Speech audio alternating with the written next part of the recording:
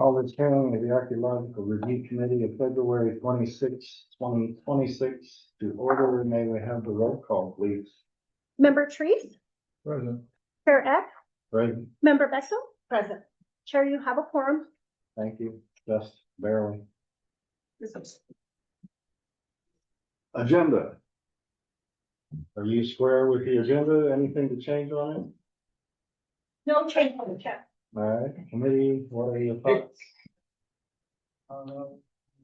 Move that we approve the agenda. Have a motion.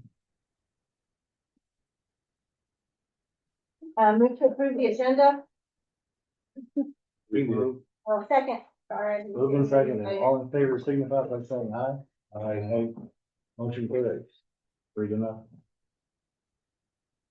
I can count that much. It was approval of minutes, May 22nd, 2025. I had some juice. Okay. Sure. Okay.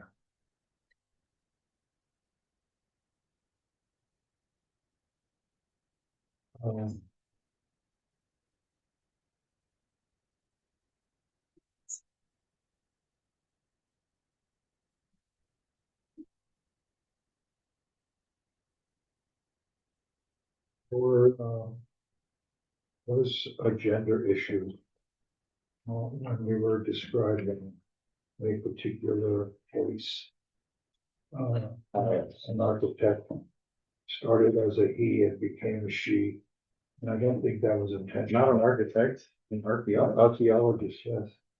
It's on page 9 of the 24 pages presented. Yeah. It's the third paragraph down. Starts out with Dr. Seltzer Rogers, etc. Since it was this gentleman who was here and not his dear wife, it should say that he submitted the revised versions of the work chart. So noted, Chair will change that. Right. There was a typing error on page 13 at the bottom. A run together of without relevant information. The paragraph starts with member Pierce pointed out. Yes.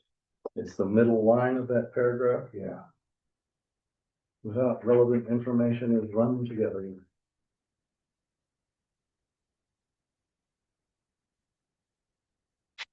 And page 16 of the PDF,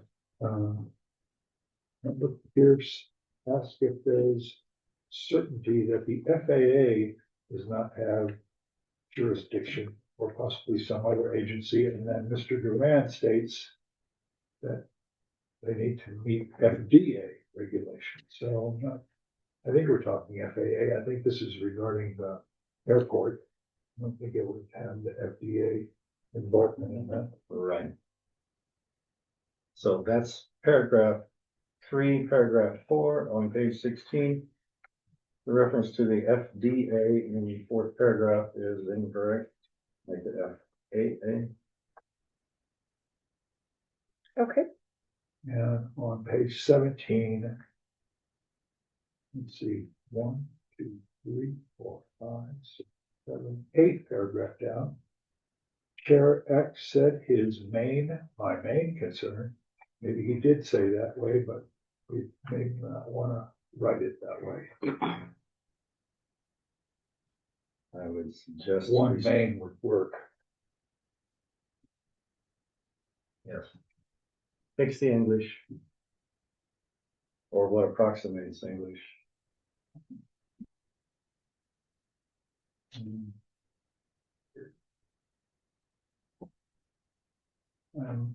On page 22, there's a reference to member Pierce, but nothing after that. There's something missing. There's the second paragraph, second line. has nothing but a member Pierce's name. Okay. And on page 23, letter F, paragraph F. We have a run-on again. Development code is one word where it should be two. That's the first line of that.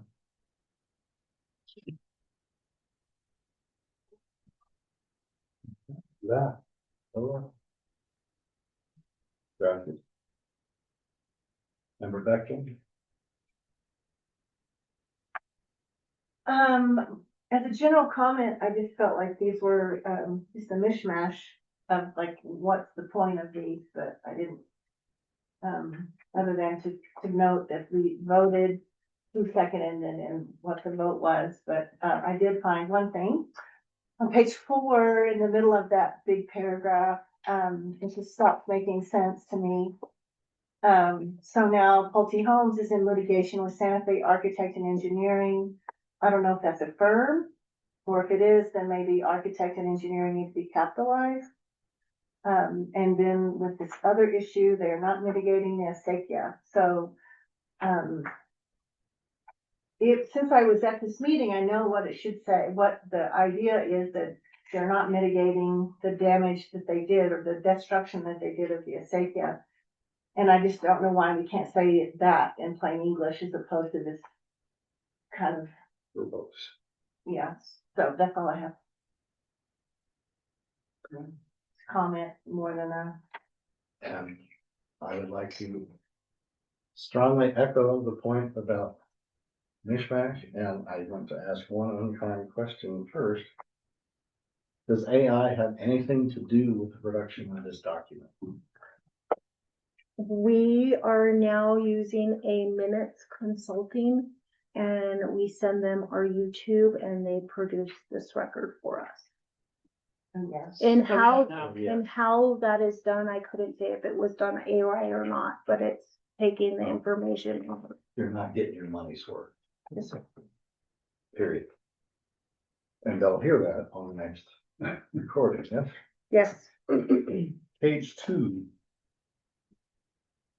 Third paragraph. Unkindly misspells the name of Dr. Seltzer Rogers. There is a T in there.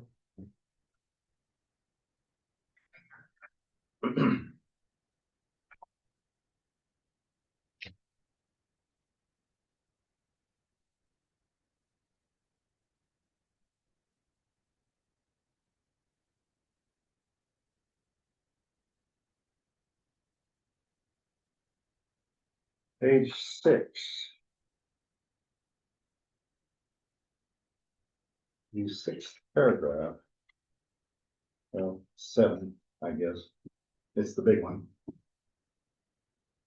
It's me holding forth at great length about whatever. Third's the last line. Wayne Hill's name is misspelled. It's P-I-L-Z, not P-H-I-L apostrophe S.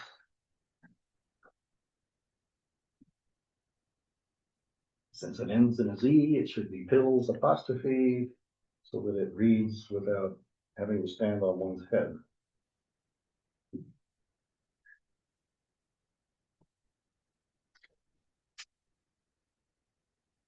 Page 9. We've already had mention of gender columns in paragraph 3. Page 10, last line, last word. It is a NIAF, N-I-A-F. Interest information, abstract form. And I realize if you're contracting with these people, they haven't got a clue what the heck we're talking about, but they need to educate themselves and pay attention because elsewhere in the document it's correct. So, do a spell check, please. Yes, sir. Page 11, the first paragraph. Me again, holding forward.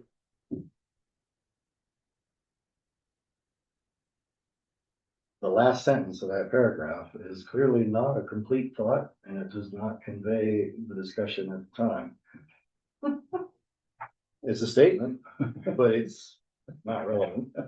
I think where is the full citation would make some sense. There, if there was a citation given, would make better sense.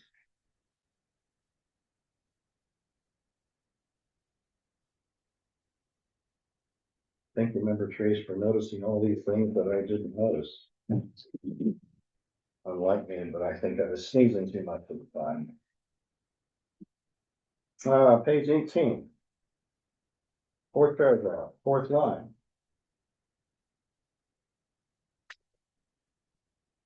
The word vector is useful in terms of air traffic control and mathematics, general navigation, but I don't think it belongs in that paragraph. Somebody needs to re-listen to that and figure out what was actually said.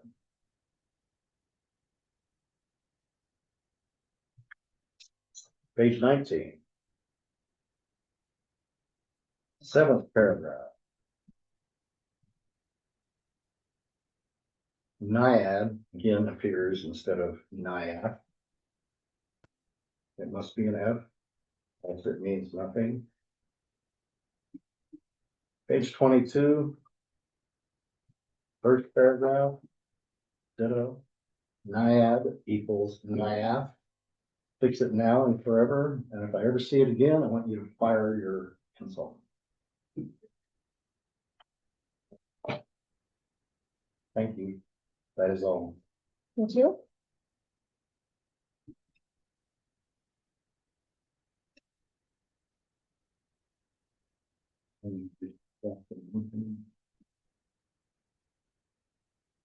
I move that we accept the minutes with the changes that we have specified.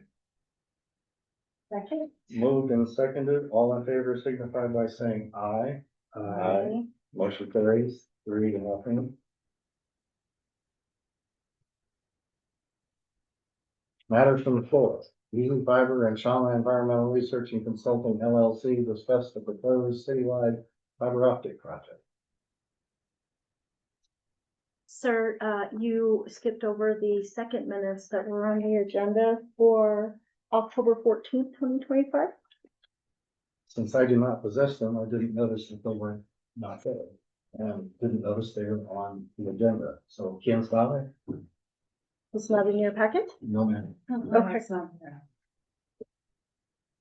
noted, thank you. Next time. Till next time. Yes, sir. Matters from the floor as read. Do we have a presentation? Easy Fiber? Yeah. Go ahead and step forward.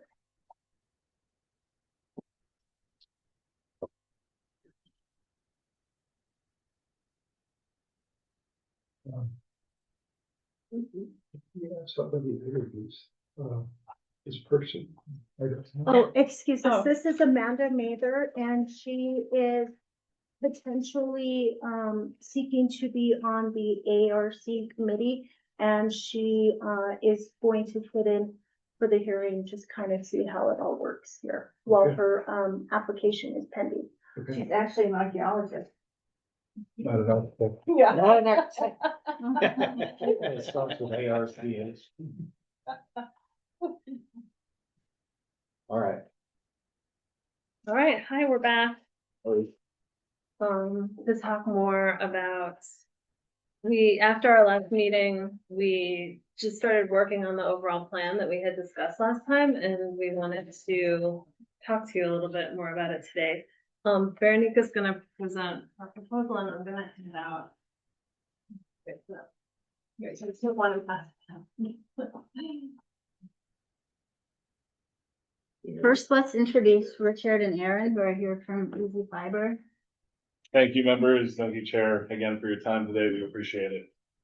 We're here mostly to answer any specific questions regarding the construction aspect, as we were last time. So please feel free to ask. Appreciate it, guys. Thank you. So we really appreciated being able to talk through our approach with you last month.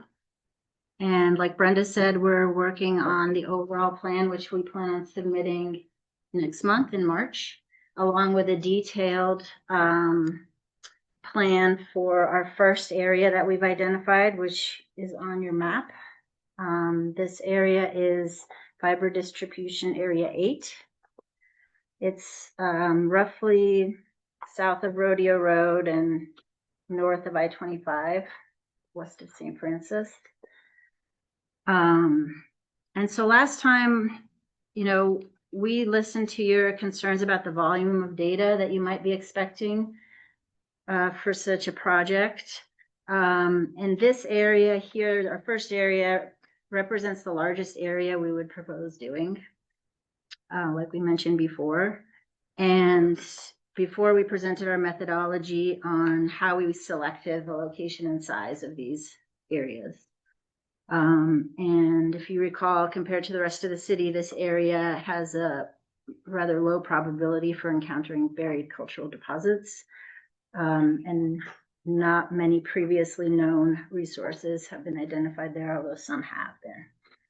So we took kind of a deep dive into this area, and last time, Chair Eck, you said that you were looking at one tiny portion of one section and counting up the number of potential bore pits. So this area does have a lot of bore pits. We estimate with the help of the engineers that it's 146,000 linear feet here for proposed buried lines, and about 3,000 pits. 75% of those pits would be less than 12 inches, so probably not profilable. Deep or Wide. around? Inch 12 inch diameter. difference. Okay, And 25% would be more than 12 inches, and those would be the ones that would qualify for profiling.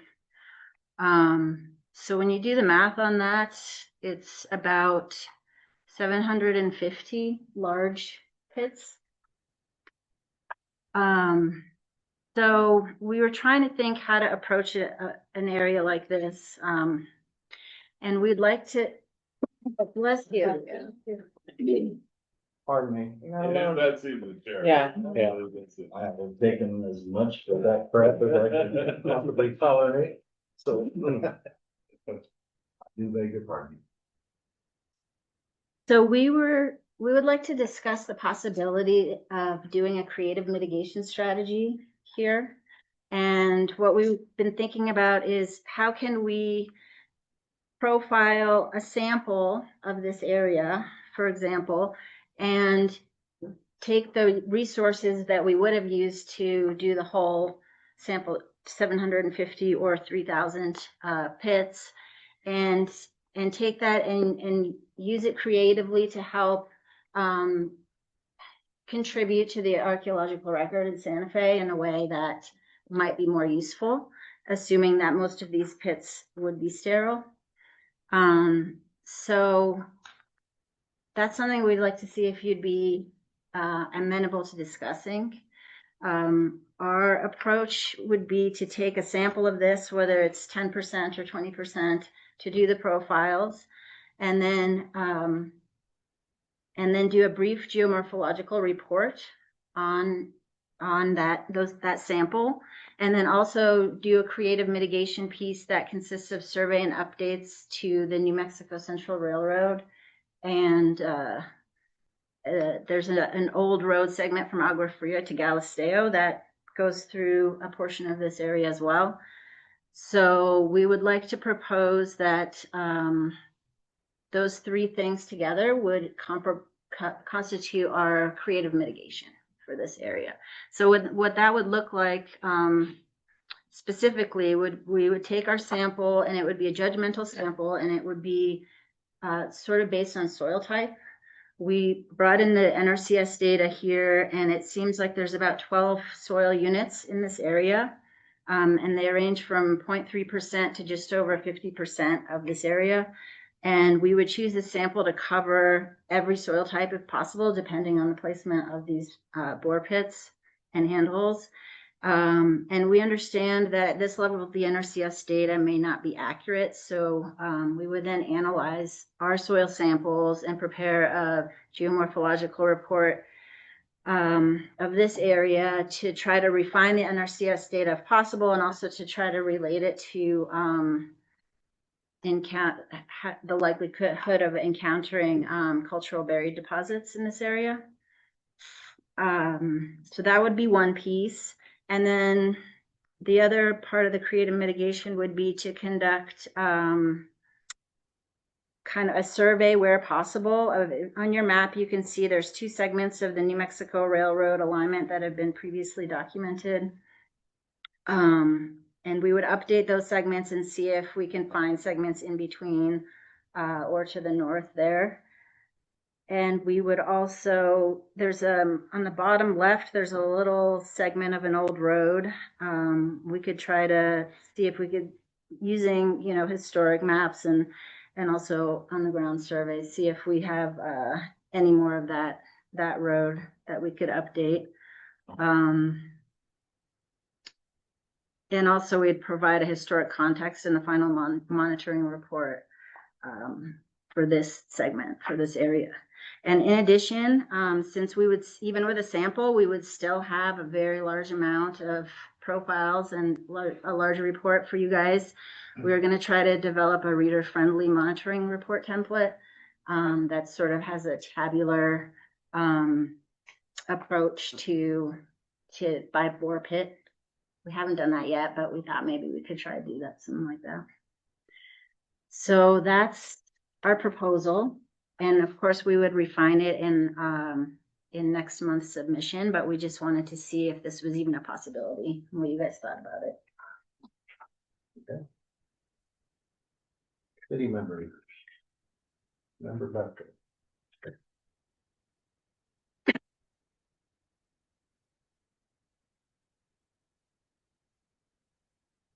I appreciate the effort. I'm not, like if you had presented this information alongside an aerial photograph, perhaps like an old, like the historic aerial photograph, Mm-hmm, so that you could see the land uses that were over the years. mm-hmm. I know that that's more historical than not archaeology. The pit thing, I mean, I need you to talk about the pit. So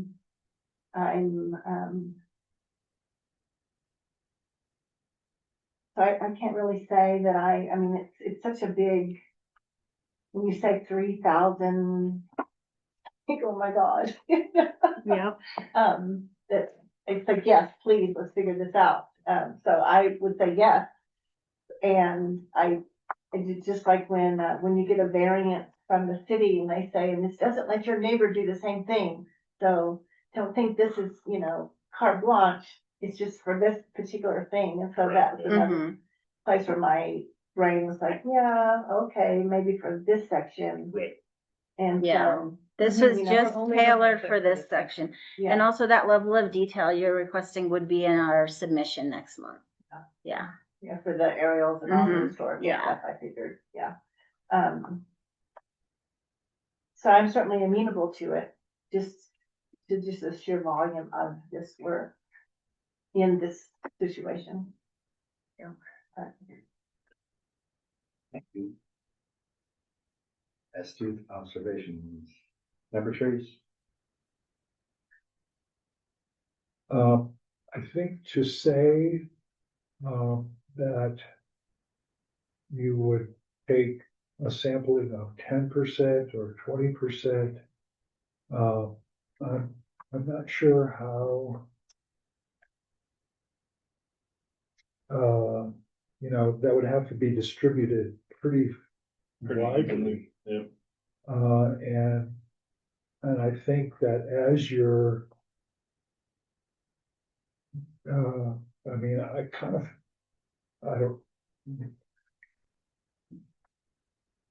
not the dirt expert.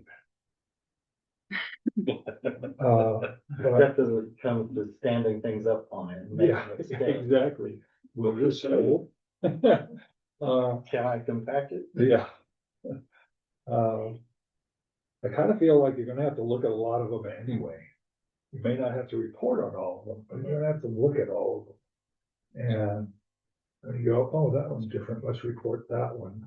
That Mhm, might be the way it goes. mhm.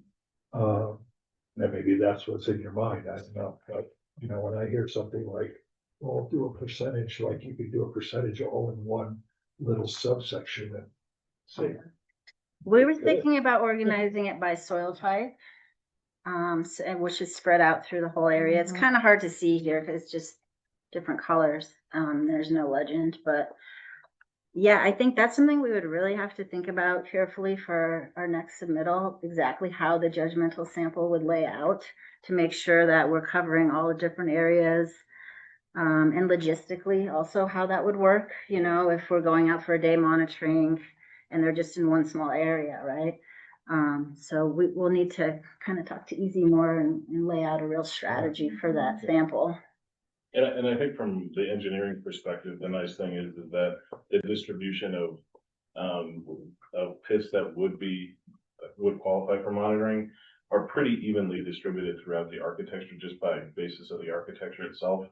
So it is, 25% based on knowing that that hole is gonna tie in architecturally to other To non-qualifying. 50 other holes. Correct, exactly, right. And they're, With it. yeah, they're generally small, so I think that identifying it evenly throughout the project shouldn't be a problem either, depending on if you guys are looking for equal diversity across the monitoring versus soil sample. Both of those should be easily achievable based on the work that's being done,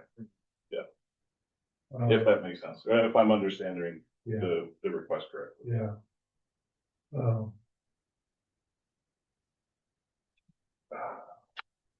How, how long do you think this section would take? So it's contingent on a couple of things, right?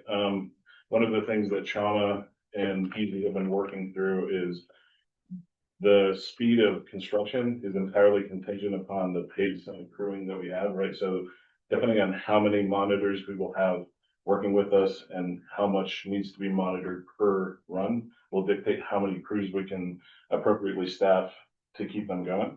I think that we would normally, in a conventional build like this, we would likely staff 4 to 6 crews in an area like this. Something like this, 146,000 feet. In a normal conventional build, they're doing about 350 feet per day per crew. So we can back that math up and reverse engineer that. I would say that monitoring adds a layer of complexity that will likely throttle back the speed a bit. The question that I have is, I don't know exactly what that looks like. Yeah, and we would only staff to the point that we could continually keep the crews steadily progressing. Yeah, right? sure, Yeah, we don't want to staff up so much on the front side and then get back on runway space right, and then end up having to have idle crews. right. But that's also an adjustable part of our side of the business, right? Uh-huh. Yeah, we can time that appropriately to match the monitoring requirements as dictated by the ARC. So when you do this, how do you go about doing it? I mean, do you just like drill a bunch of pits and then shoot your cable through, boring it? Not exactly. Or you just like boom, boom? Yeah, it tends to be a contiguous build, right? So we build on an order. Our design calls for an architectural backbone, a core path that feeds the light to the locations. Uh-huh. And then we build off of that core path to different legs, let's call them, off of the bore path, but it is built contiguously, so it'll be built. Uh-huh. Yeah. Okay. And we would usually build an area at a time, right? So this, you can see the borders in here, Yeah, something that Chama brought up during the meeting that we had last time. We would identify the order based on the core path that feeds in. Uh-huh. So from the source of light, we'd be building section by section. uh-huh. Yeah, So it seems to me that would help them. it would, and us, Yeah. right? Because our crews would be staffed in the location where the monitors would be. There wouldn't be a lot of space that that the monitors have to jump back and forth to be able to remain close to the crews that are working. I think to your point, if they identified something, it's much easier to pivot, stop, Right. pause, because you'll have monitors close. Yeah. Yeah. Yeah, let's go back the other way. Yeah, exactly, exactly. Okay, well. Yeah, it's still sort of hard to wrap my head around. Us as For well, you too. us as well. So, yeah. but, I mean, I think, one step at a time, and we'll get there. Yep. But, First of all, while it's fresh in my mind, all ground disturbance will be monitored. Monitoring will produce a Yeah. different product under a Correct. different condition. Yeah. It might be an observation and an entry that's suitable for presentation on a table, saying what the stratigraphy observed was, but it's in this little dinky hole and I can't take a picture and a ground drawing of it. Great, but it's just like that one over there, whatever we did. So your table can refer out to a relevant illustration and solve your problem in terms of overwhelming data presentation. Yeah, that's a Do it good. in the table. Who would be doing your geomorphology? Not sure yet. Do you have any recommendations? We cannot. Oh, you cannot. I know there's a local group around here that I don't know, but I know somebody down south. So I'm not sure. We haven't figured that out yet. Oh, I think that might be. That's fine. Yeah. Appreciate it. It just took a powder. You said the magic blade sample. One, expand your area of inquiry for soils by a couple of 100 meters in all directions. Identify anything in that fringe that isn't in your area. Observe in the detail of all your soil descriptions which odd little undefined, unmapped, and completely expected small areas of other soils are expected. If those are them, learn about them so you know what you're looking for. So that, how many soils did you say you had? There were 12. Yeah, you might have 30 that you have to think Yeah. about, but 12 are mapped. Because a lot of them are grouped under that Alire urban complex. Yeah. So we don't really know. Look in an old soil survey Okay. for something beyond urban, which is not very helpful. But there is some more detail in the old soil survey. And both the modern classification, urban, and the old one will key out those other soils that are included in the area but not specifically mapped. So forewarned is forearmed. If you find something and you go, what the hell is that? Oh, well, that's that soil. You already know what you're looking at. You can shift your focus and look for nuance that is other than what that soil might be. And I think if you're going to find archaeology anywhere here, you're going to find it subsurface. So I would say, unlike the characterization of low potential for buried cultural deposits, I can almost guarantee you there's something out there because of that area. Enough humans have been doing enough things on that landscape for long enough that somewhere Yeah. there's evidence. It's like between Arroyo Hondo and the river, basically. If you end up with X number of soils, if it's possible to coordinate which area you're going to start on first and have the particular line cross-cut as many of those soils as possible, just intend the profile in detail as much of that as possible so that you have a sample. Mhm. And if you get 2 subsections over and you see the same thing, well, okay, then we can argue whether or not you need to do another profile of that. Okay, so judgmental as we If it go. Varies in Mhm.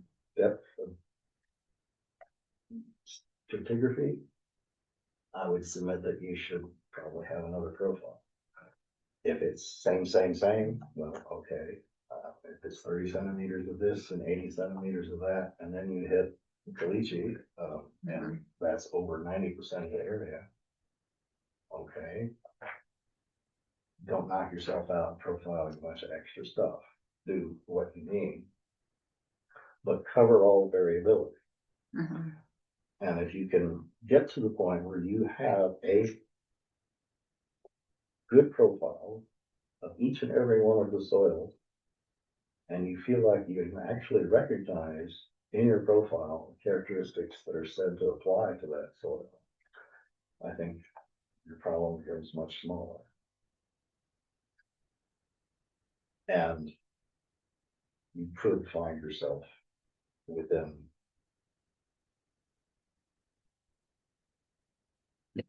anywhere between 100, 200 profiles, feeling like you know what's going on and you don't need to do any more. Mhm. If you don't need to do any more, don't. But any variation should be noted, and if it's significant variation, it should have a drawing. And those.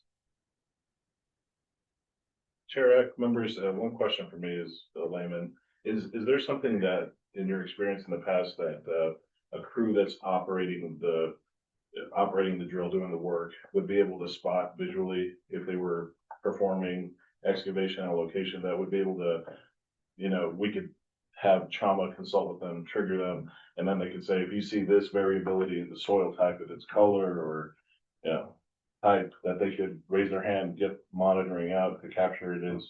Monitoring will be there anyway, Right, because everything will be monitored. right. And So there's no, there's no need for there's no, cross training of people Got to it. increase what their search image is. They should concentrate on what they're doing. Okay. And when the archaeologist waves red flag or whatever color you use, Yeah. they know Yeah. Stop. Yeah, do your Um, thing, right. that's so, all they need. so there, The obvious things they'll notice. Somebody's head falls out of the trench. Again, Have a as it problem. were, yeah. Yes. And it happens. Yeah, so you would not consider doing a sample of monitoring a sample? No, Okay. thou shalt monitor all ground disturbance, period. Documentation can vary, as you suggested. Yeah. It's perfectly logical for that to happen. Okay. If we have a table with 3,000 entries. Mm-hmm. And 100 of them have This is similar to profile. this and Yeah. that and the other thing, and it all refers to a subset of things that are actually photographed, Mhm. profiled, and described in detail. As Yeah. it's a loamy sand or a loamy fine sand or a sandy fine, whatever. Then we've got something. But if you don't monitor everything, you haven't done anything. Yeah. See, that's where the creative mitigation part comes in. But I Oh, I'm know- all for creative mitigation, but I cannot see Yeah. you're monitoring for something that sounds good. I wasn't sure if the city ever did that before, because I do know that some agencies do that. The city may have done that before, but never in my presence, which Okay. has been 16 years in this committee and another 6 years of being in the peanut gallery. Sounds good. I think we have a good compromise, though. And in exchange for the exhaustive detail of profiles and photos of the things that you determine are the same as that your creative mitigation is a wonderful suggestion. And it need not take a tremendous amount of time. Go look. Yeah. If you succeed, great, tell us about it. If you go look and you can't succeed, tell us about it. Stuff happens. It's not a big deal.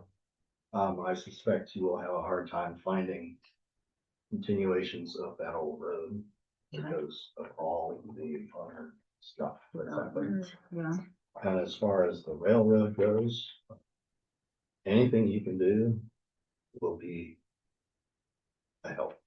Because it's known, it's documented, but it is not fully documented, therefore you could fill in some blanks and that would be Okay. good.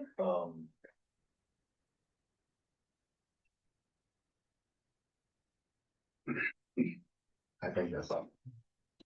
Excellent. Do you have a-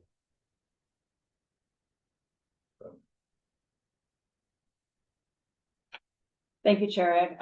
Just because I like being very careful, this alternate approach, is there any way we can get that written down so that we can all know what the expectations are, you know, They're gonna write it down and present it next time they come. Okay. Along with okay, the background of area photos that Bechtel member Bechtel requested.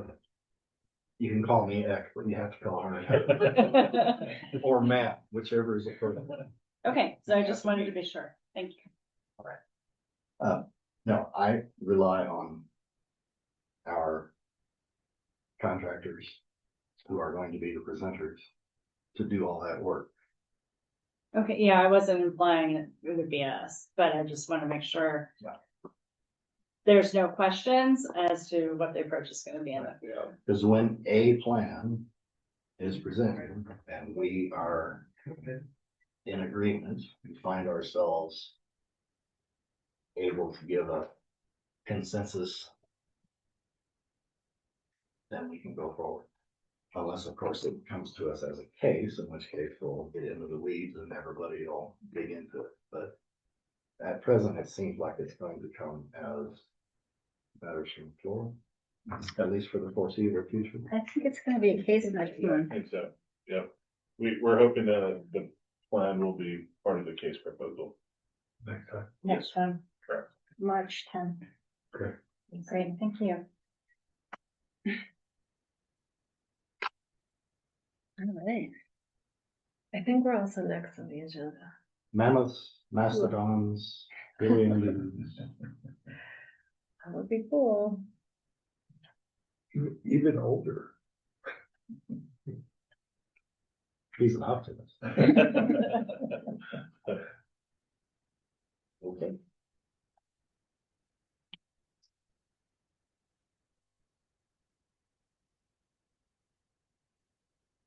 Thank you. Thank you. Thank you. Thank you, committee. Appreciate I the time like we the got. way you guys are trying. Well, we appreciate your time. I don't wanna just always be a wet blanket. No, you're thinking. Favorite type of blanket.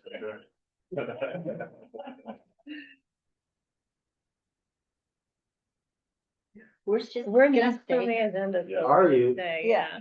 yeah. And it's We're another the- reason we're the why new- we're- we're the Oh, new is this up agenda. again? Oh, okay. Then I'll hang out. Happen to know some things that Barbara said.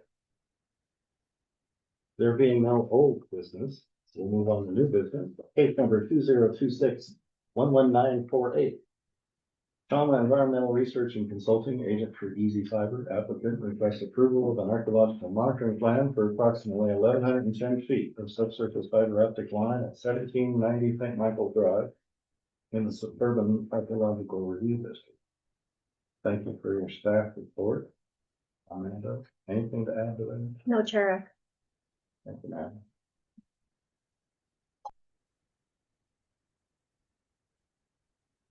We have presenters. We'll have to do identifying and sewing in. If they're gonna talk, we have to be sewing in. Will you please raise your right hand, state your name and address for the record? Veronica Bashevsky, 149 Cuyahoga, please. Identify. If you guys want Anybody else? anybody else who's I gonna be will speaking? also speak. Uh. I'm Brenda Valetti, 829 West Manhattan Avenue, Santa Fe, New Mexico. I may have to speak, Richard Estrada, 1932 Roanoke Drive, Rio Rancho, New Mexico, 87144. Aaron Appenberg, 5688 Abaddon Avenue Southeast, Albuquerque, New Mexico. Thank you. Do you solemnly declare and affirm that the testimony you have in reference to this item shall be the truth and nothing but the truth? And do this under the penalties of perjury? Thank you. So we have an extra seat here. Yeah, I if was you'd like gonna to say, sit down. I can roll over. Sure. You couldn't get to sit until you. And in recorded, case you so- need to speak, you're closer to the microphone. Yeah. So we usually give y'all the floor start. Is there Yes. anything you feel like you need to add to what you submitted? Yes, there was a mistake. Figure 4 was the wrong figure, and I did change that this morning and send it back over to Paul. But I don't think you received that probably yet. If you send it to Paul, it's the wrong audience, isn't it? Paul is still with, historic preservation, so yes, but, in the future, you can send all your documents to, HPD submittal. Okay, Actually, yeah, HPD submittal probably would be the best. okay. Good to know. Is there a replacement for Paul? Not at this No. time. So if we have general questions, like sometimes we reach out to Paul with questions, would we just reach out to HPD submittal and Yes. someone will respond? Mhm. Okay, And Amanda also, if you want to email her, will we can circle up. email you directly. Yes. Okay. Help with response. So figure 4 on page 19 is the wrong figure, but luckily there was an appendix B that has that figure that's supposed to be there in it. Yeah. So everything's there. If there's just a mistake that I did fix already, just so you know. I think that's it. It's in the appendix, you say? It's the very Appendix last B. page. Okay, The subject matter intended for that figure was. yeah, on the I last noticed that. And that brings up a question for me. Would you prefer to have resource locational information in an appendix or in the body of the report, or it doesn't matter? Well, personally, I like it in an appendix because it Okay. makes life easier for staff if they need to provide anybody with copies. They don't have to spend time and redact. Okay. If it's just all in the appendix, Should all of our figures go in the appendix then? Would that be easier for you guys? only if it shows resource location. Okay. Got it. That's it. And in some cases, you can have a generic military illustration and effects that conveys some part of the intended information, but the resource detail is back on it. Okay. Thank you. So if there's nothing else, I don't think so. Unless you want us to present the proposal. Okay. no, we don't need to spend the time. We just want you to have a chance to say whatever. I forget if we get yours. Remember back. So y'all ever heard me talking about the fact that that railroad used to also be part of the or was owned by the Atomic Energy Commission? I'm happy to provide this, document to whoever wants them. But it was just it was odd that it just said Browns General Hospital because there was subsequent things that happened there, and one of which was the pieces were parceled out of the run to the different agencies including the College of Santa Fe, but the Forest Service got some of it, the State Highway Department, the Atomic Energy Commission. So it's just, there's a little bit more story there. You referred to Ron Winter's report, and so maybe he covered that in his report. Not in the detail that you are in a position Yeah, to provide. yeah. And then Rebecca, how can we get that from you? Should we email I don't know. or could we write down the title of it? Is it on, is it somewhere? State Archives, it should be in the State Archives. Okay. It's a report done, in E12. But I'm happy, if you do email me, I can provide you with, the rest of the report. Okay, that would be great. I'm Yeah. gonna write it down. Such a thing would be Or you could wonderful just as a email digital me.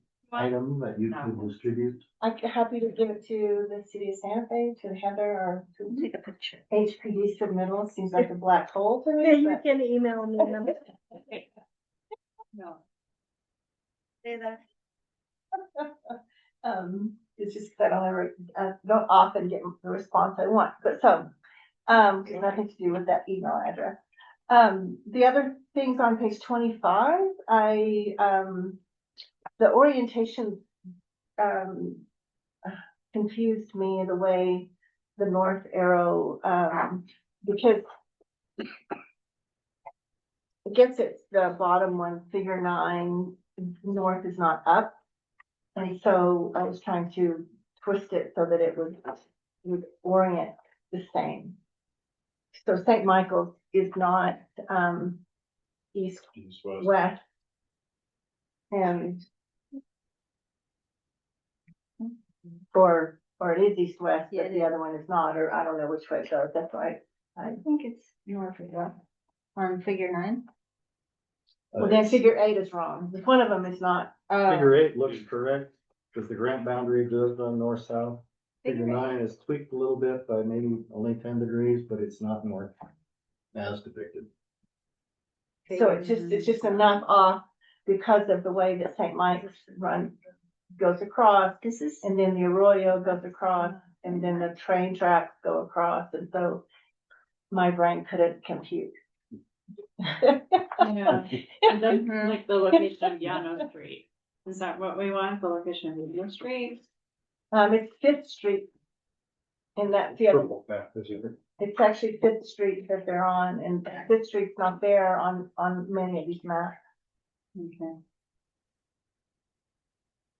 Like Fifth Street's not on page 8, or figure 8, and that's not on figure 9. So it's just because it's the street, but the street's not on these maps. yeah, That's my point, is yeah. I couldn't follow the bouncing ball. So, Okay, we'll figure that out and shift it. yeah, just shift it. It might be just a tiny bit, but That's really all I had for that. number 3. Uh-huh. I guess, I should ask maybe you about, it seems like a long ways between your main holes, connection holes. Mhm. And, I noticed on another report that there was a long way between the pull points too, except they'd done a lot of, hydro vacuum. Yeah, Make sure they weren't gonna hit any utilities, and I just wonder, are you anticipating some of that as well? absolutely, yeah. In fact, that's the preferred method for us to be able to core and identify the existing facilities. So traditionally, that would be the main method that we would use. So, usually that's just goop that comes out of there. They don't do anything with that. Is that correct? It's almost impossible to do anything with goop. Goop's not useful. Um, do you have, a typical, how many per between your pull points? So generally what will happen is we end up having to identify and locating the facilities that we're gonna be crossing. Once that is mapped out, right? So once the design locates are in place, it'll be a core hole for every one of those facilities to be exposed. And sometimes they overlap, right? There'll be multiple facilities with one core hole space, but generally it's gonna be one per crossing. I don't know, Aaron, if you were to guess, how many on average do you think between our core points? So it depends on the, right? Yeah, If we are on an arterial or a collector roadway, we're always looking for efficiency and production, Right. right? If we have a area that is congested, let's say 5 feet away from the sidewalk or curb line, but there's open right away here that is 10 feet, we'll often opt to go there from just looking at average builds, which I've not built here inside Santa Fe yet. But when we look at Rio Rancho, when we look at Albuquerque just south of here, if on our arterial and collector roadways out there, we are often seeing 3 of those per every 100 feet. Yeah. And what about, I'm looking specifically like where you cross Fifth Street and also where you cross Warner Avenue. I'm imagining that, you know, yeah, there's some absolutely. pretty significant seeing Yeah. over there. Yes, sir. Yeah, generally what'll happen is at those core intersections, that's usually where facilities are already pre-planned and pre-exist as well. So typically the volume goes up in those locations just because they're already facility points of interest, right? Right. And I can tell you whatever worked in Rio Rancho and stuff, it didn't work here. Agreed, yeah. I've worked in Rio Rancho a long time. It's not, it doesn't lend to the immediate municipalities often. In this case, you're taking the old saw about the state and revising it to be even more specific to Santa Fe. Yes, That's all I got. okay. Chair. If I might, just have a couple of suggestions here. Grunes Army Hospital is spelled incorrectly on 4.6 on page 17. And then also you omit the College of Santa Fe. There was a lot of change in that cultural landscape with the construction of College of Santa Fe, a lot of change. And, you know, I'm not sure, I mean, it was decommissioned in the early 2000s, maybe. So it just might be a thing to acknowledge that there could be changes as a result of the college's actions. So, and then SWCA, I think is what it's intended to be on page 20. First line of the table under previous surveys. Unless there was a SWAC. Oh, there is an SWAC. Oh, there was. Oh, okay. That's Pardon Southwest me. Archaeological Consultant. Okay, so we'll. Sherry Schick and Yeah, company. that's, I thought she was SW. Okay, never mind. All right. I remember. Good catch. You're done? I'm done, yes.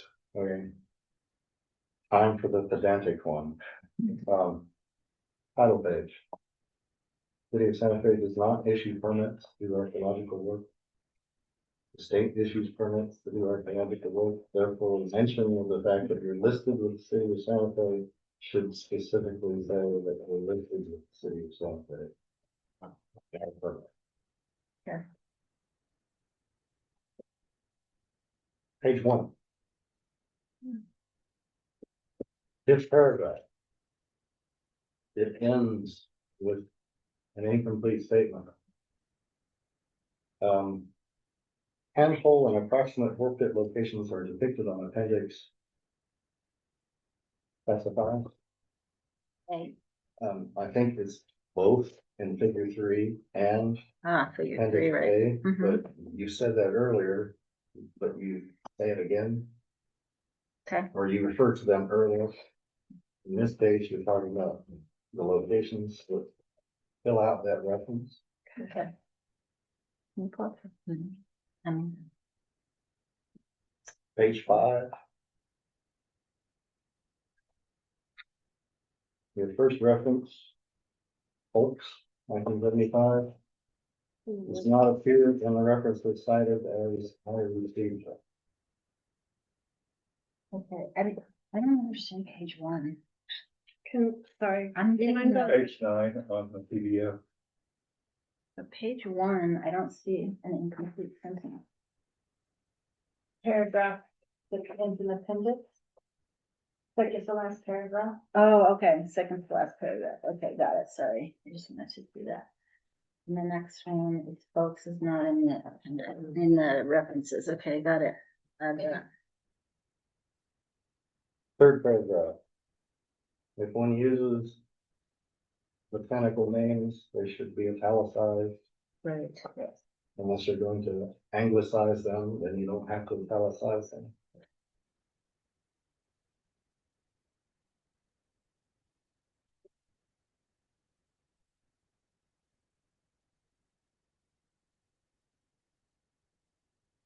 Page 18. Since you fixed figure 4, reference to the normal page. But if they're going to put it in appendix B, because it has cultural resource locations, then it needs to be appendix B, not a reference to figure 4. Yeah, are you okay with it being figure 4 for this report? Sure. Okay, that's how it is now.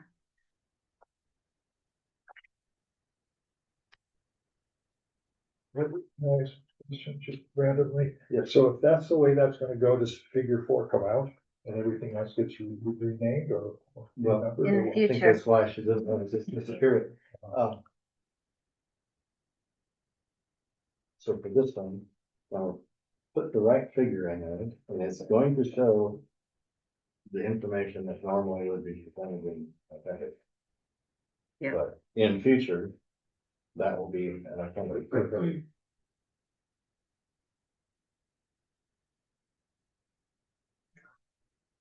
Uh, Page 22. And all these old maps. Just taking it on faith that north is actually up on the page. But as long as you're putting little circles on there, you could also put a little arrow on there. Would be no question. And on page 22, there's a scale inherent in the figure, because it's got mileposts on the boundary of that. The next page, 23, would really help if there was a scale, even if it's approximate, because as Would it have is, to it's a be bunch of little lines on a piece of paper. Mhm.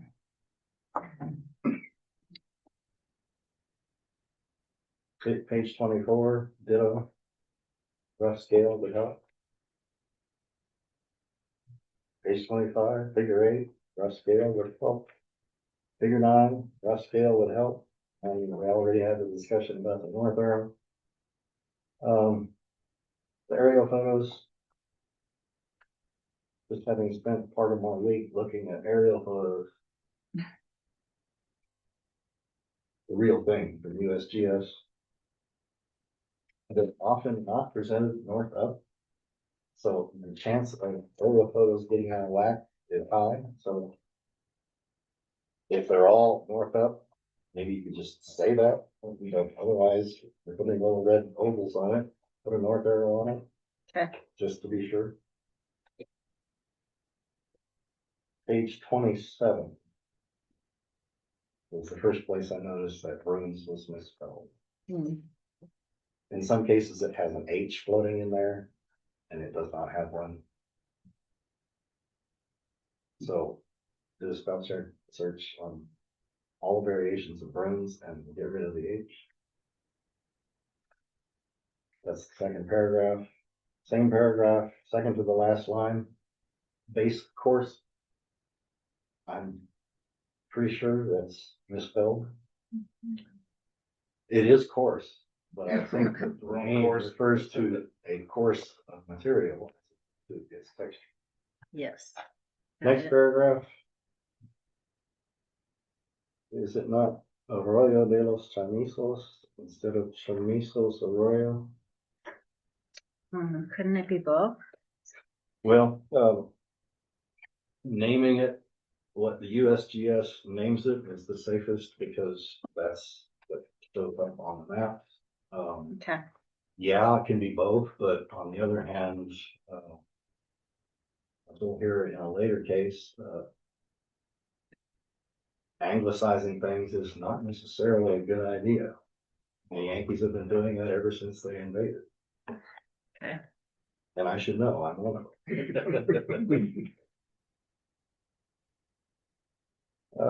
Page 28. Handling the first line of the paragraph. Sixth paragraph. Profiles of the soils in handholds and bore pits will be drawn and photographed. Unless you can say, this one's just like that one that I already did, because representative doesn't cut it. Do it. Okay. You're there, you're observing, do it. Every time. And as soon as you have a body of data to refer to, happy, encourage you to refer to and say it's just like that one. And not have to draw and do everything again.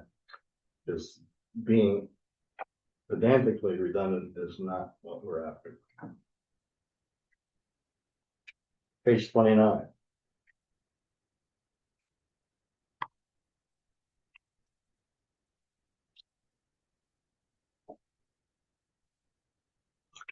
The paragraph on personnel, the parenthetical led me astray in that first sentence, and it just, it needs to be rewritten.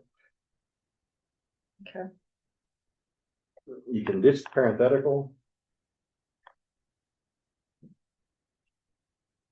Or you can change the wording, keep the parenthetical. But right now, so-and-so parenthetical and will serve as doesn't read. Okay. Okay, I didn't go through page by page in the report for the missing references. But in the references cited, we will do so. Page 30.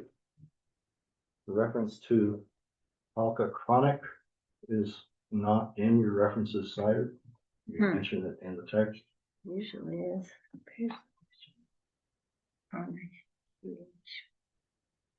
There's a misordering of reference material attributed to Linda Cordell for some reason in 1997. Well, okay, it's an orphan on the next page. You got it. Okay. Fix the format. And then page 31 in the middle, folks, I've already pointed out, is not there. And then on page 32, we mentioned use of the soil survey information online, but you don't actually give a citation. It should be Natural Resource Conservation Service, web soil survey, so that should be in the references cited. Isn't it? We usually do it on their webpage. They request that it's cited web soil survey. So it might be, is it under, no, it's missing there too. Are you okay with us citing it the way that they If want they it cited on the do it that webpage? way, great. It is. I know. They know I about think it's foot, weird they too. don't know about that. It is at cross purposes with the American Antiquities File Guide, as far as I know. So three That should be it. references missing. Yeah, something happened with the I environment. know the environment.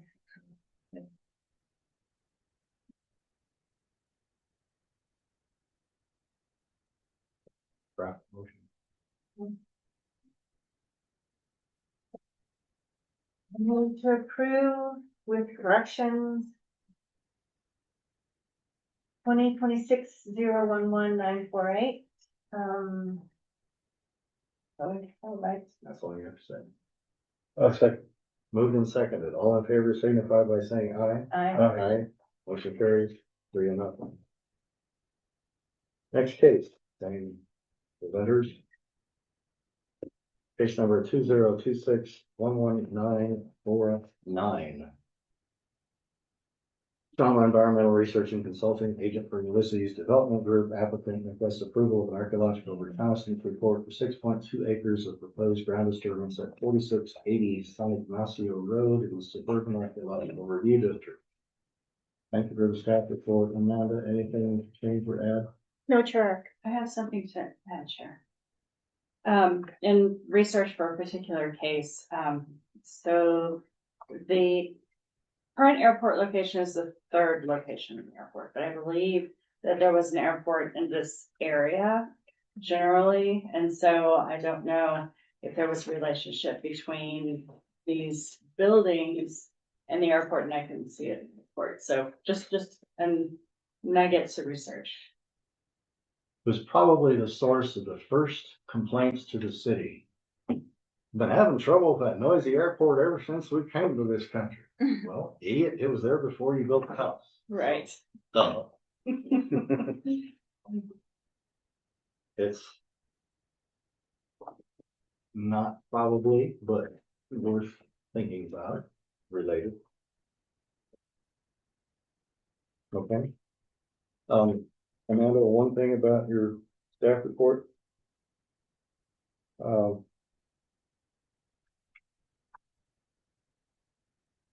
Says the archaeologist recommends the site is not eligible for listing and recommends clearance of the archaeological investigation.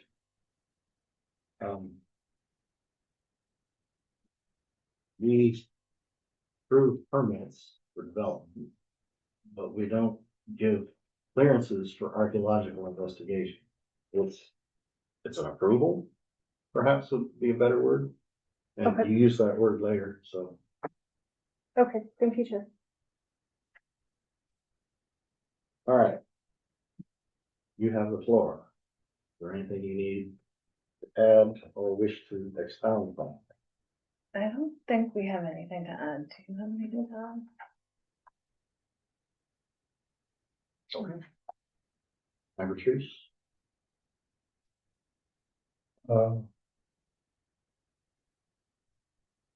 I spent a lot of time looking at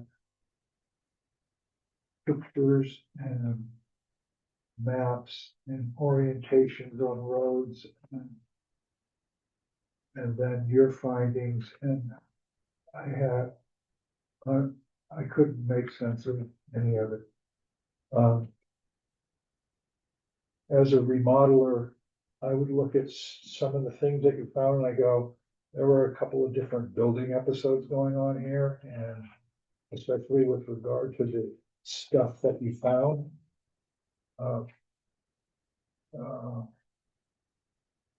Even though in your report you say Penn tile was used into the 50s, I haven't seen any 50s era house that had Penn tile in it. That doesn't mean anything.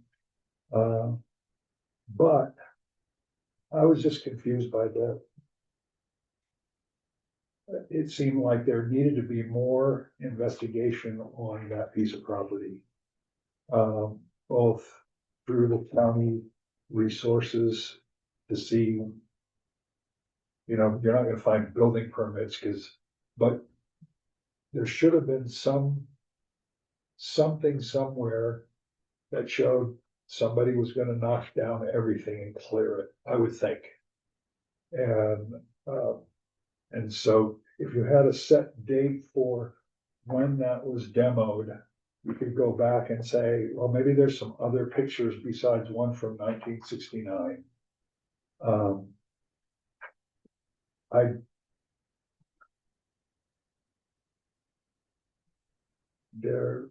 There was, you know, that stem wall that you found, and apparently there may be some anchor bolts on the top of the stem wall. I couldn't see how any part of that would be part of the house. I just couldn't, you know, seeing what the picture was in 1969 compared to what you found on the ground. It couldn't make sense of We it. couldn't make sense of the site either until we found those aerials that are in the back. What page is that in? It's in the site description. You can see a wall around the property, and it seems like those pen tiles and also the pieces of wall are from the wall around the property, not the house. There was the 1969 picture shows a fence. Yeah, that I believe is a wall. And I think those are little buttresses, and I feel like what we found are pieces of that wall. But it's hard to really know for sure. I worked on Packard Soda Plaza Oh, really? years ago. Have you been to this place? I haven't been to this place, but so, you know, I did some research on the Packards. And it turns out that in 1930, they were living in Amarillo. 1940, they were living in Tesuque, or they had a Tesuque address. So sometime, you know, then I found his obituary and it said it was wrong. I mean, he was 56 years old. He died apparently in 1956, but they said he was 52.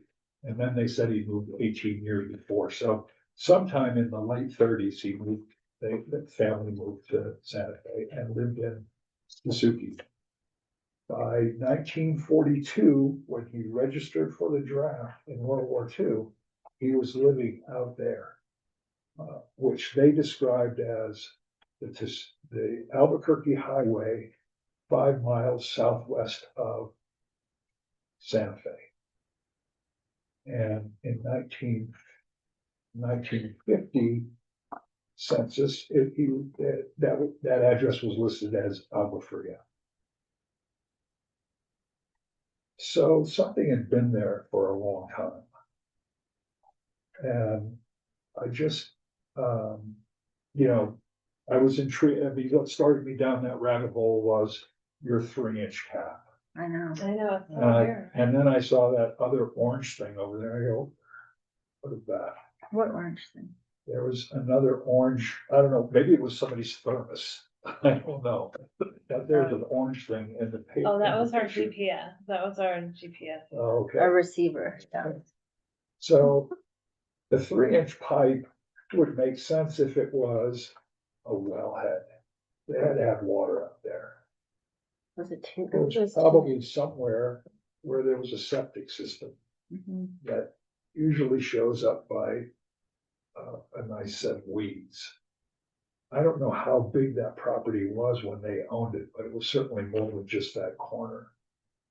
One of the things I was looking at was paths on the ground didn't necessarily, orientation again, trying to figure out which something went off one way, and it was just hard. I mean, I don't envy your situation trying to figure out what was going on out there.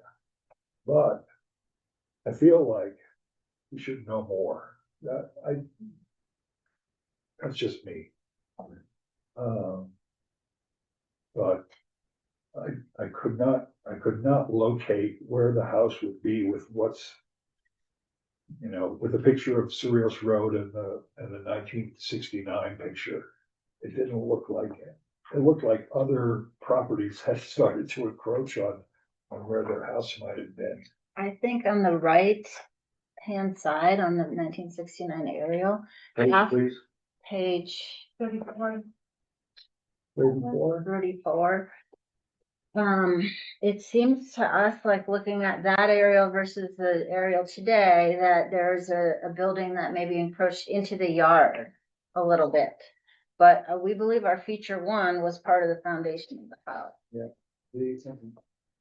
I can't make sense of that and the other, like, light outlines of what's going on around there. And you certainly wouldn't have the wellhead that close. I mean, in those days, it wouldn't have, it probably would have been a window. Which there was pieces of concrete, it looked like, around that. There was concrete all over that place, yeah. So you're trying to rectify page 27 to 34, like what? Is that what you're trying to do, Tom? I was looking at page 27, but then I also pulled up Google Maps because I wanted to see it without all the notes on it. And yeah, the aerial photos from the highway department. But it seemed to me, unfortunately, the 1951 picture aerial photo shows some lobs, maybe trees, but doesn't show much of anything else. It shows sort of the general outline of that property. Maybe, Yeah. I mean, it's such a, Yeah, I can't that's such a tell. bad resolution. The bottom picture on page 34, the 69 aerial, I can see where there's some telephone poles, but then I don't know if those were the things that you're saying poles cut or not. Yeah, I would think they do kind of look like they're in the same alignment. Yeah. And if that's the case, I couldn't figure out too, you also on your page 27 of your report, there's these 3 little pieces of fence F4. And I don't see that anywhere. Oh, the posts? Yeah, because that's a straight line. And Yeah, I can't really see that on the aerial because it's in the tree line. I think that might be obscured by the tree line on some of those aerials. It was just really confusing. There's a picture of it on page 31, one of the posts.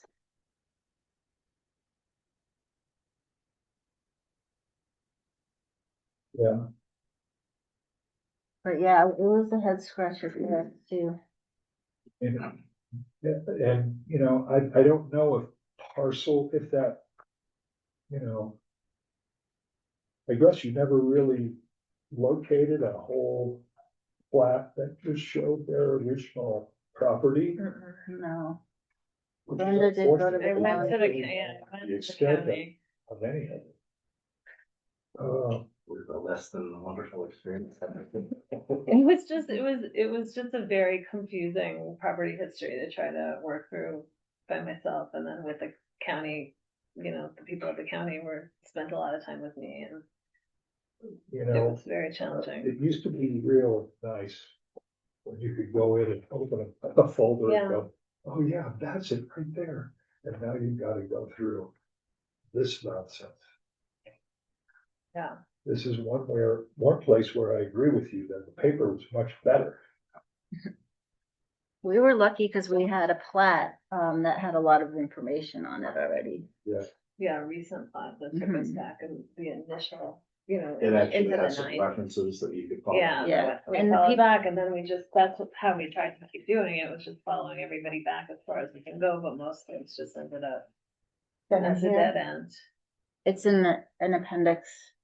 Yeah, and they said at the county that a lot of times the surveyors, because they do property history, they have more information than the county does. They do the title search. They were like, yeah, for us, it's just hit or miss. That almost seems like an impossibility, since they're researching county records, to do the title search. I think sometimes it just goes through the title companies or something. Yeah, they said sometimes people don't register stuff that goes through the title companies with the county, and therefore. Isn't there a law something? But yes, thank you for chasing those rabbit holes. It is what we are faced with. There seemed to be some other. Which, I think was this another, the 1935 aerial photo on page 18. Unfortunately, your circle may be too badly placed. I don't know. Maybe it needs to be bigger, just so it gets out of the way of stuff. Mhm. But it seems like there's something there. A light colored something on the lower right hand segment below halfway, That's where people pulled over and threw out the beer cans. Yeah, these early aerials, it was just really hard to discern anything. And that trail that, you know, or road or whatever it is that goes up over to Agua Fria.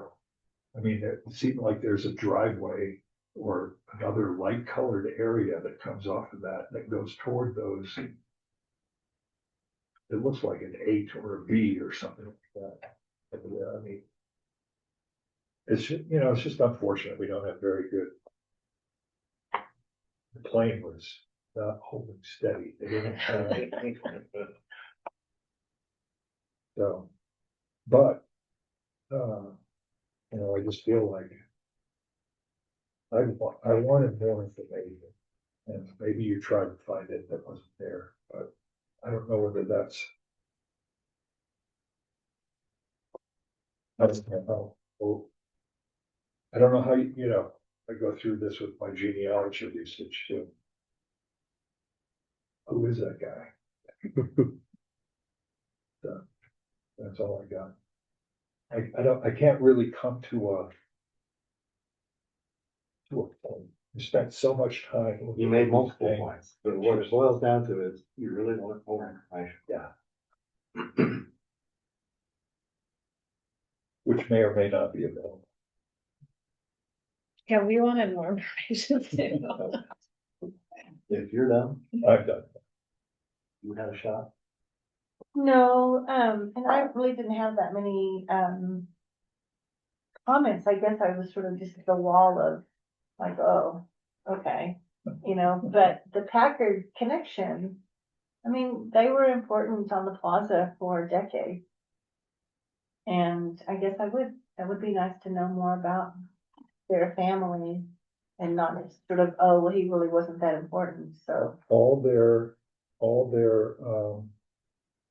references in the census data showed that he was an entrepreneur on the plaza. So they opened that store a long time ago. Yeah, so I guess same that there's not quite enough to just say, oh, we couldn't find it. Yeah. Especially since It's the like size- anything, once you bulldoze over it, then they're gone forever, And it's about to be bulldozed. obliterated, right? But it's already been bulldozed. Even further, that's just what I'm saying, now at least there's some stuff there on the ground. But once they put those some houses up there, gone. And also the explanation of this connection to Agua Fria, comes to Rios, I mean, I don't know. It follows that land pattern, I guess, yeah, there's more to say about the land pattern, how the water got from the field, how this was the edge of town. I just feel like there is more to say.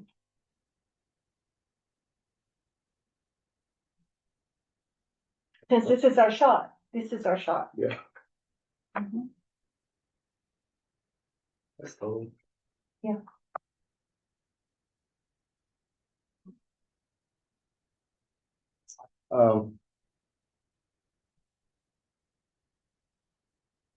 Historic archaeology. I like rocks and things, so I have to climb out of my comfort zone.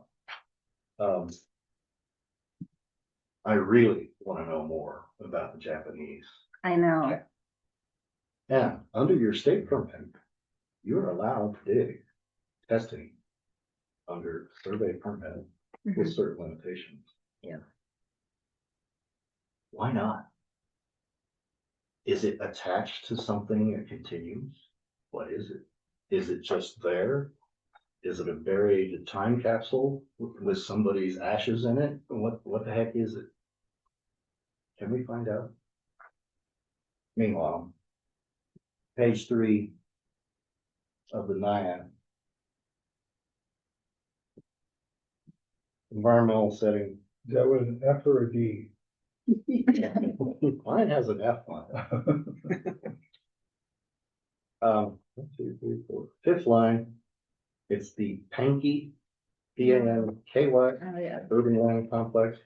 And I would encourage you to always look back at the earlier edition of the soil survey because it's much more informative than the online thing. Okay.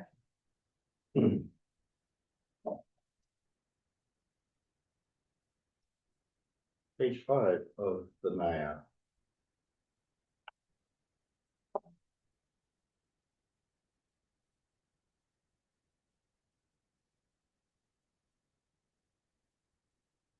Where you recommend it is not eligible. I'm not sure I'm ready to go there. And on page 8 of the NIAD.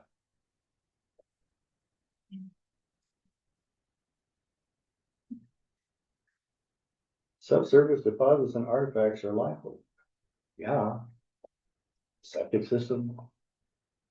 The cesspool, if that's what it was. Oh, you're looking at the LA form. Okay, sorry, transition to the LA. Sorry, yeah, Sorry. we couldn't find it. Yeah. Whether or not the subsurface deposits are in fact insignificant is unknown without further testing. That's a very succinct, one sentence argument for the status of not determined. Okay, right, so that was a mistake, I think. Well, actually, I think it was correct because That was our first, hedging your bet. that was our, yeah, first, we wanted to say first that it was. Until we found out more information about it, we didn't know, we thought it would be it would be undetermined. But then we did find out more information to our satisfaction that we thought that it would be, not eligible. Okay.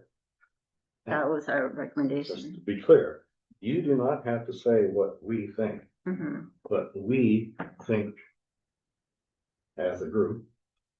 And we will say what we think about the eligibility of this site at the end of all of this.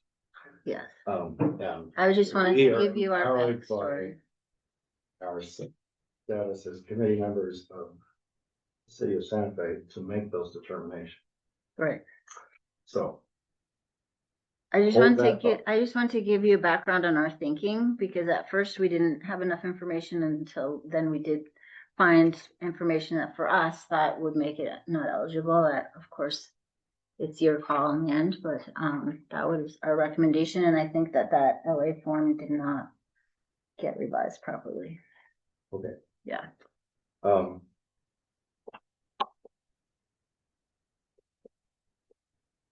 Reference my earlier commentary about North Arrows, it applies almost everywhere. Especially on the captures from the 1969 aerial image where it was presented this way and that way, and it's actually something else. So, North Arrows, please.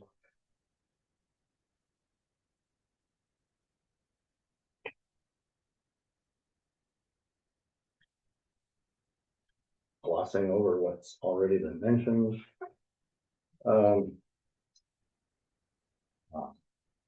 Fanatics. Page 7 of the report. First paragraph. The four references at the bottom of that paragraph do not appear in my copy of the references cited.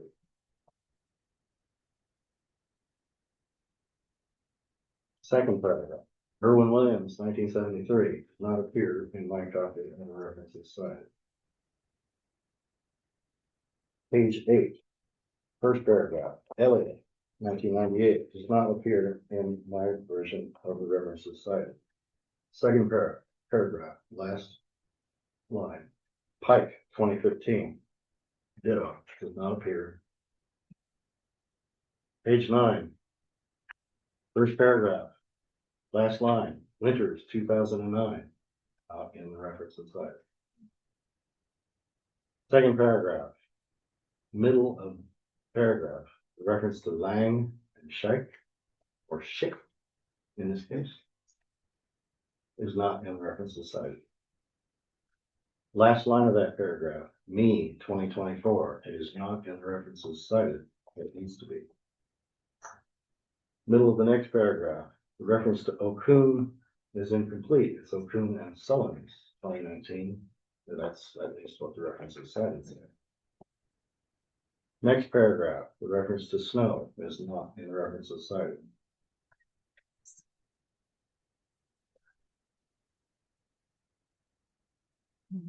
Lots of figures with available north, which you can fix.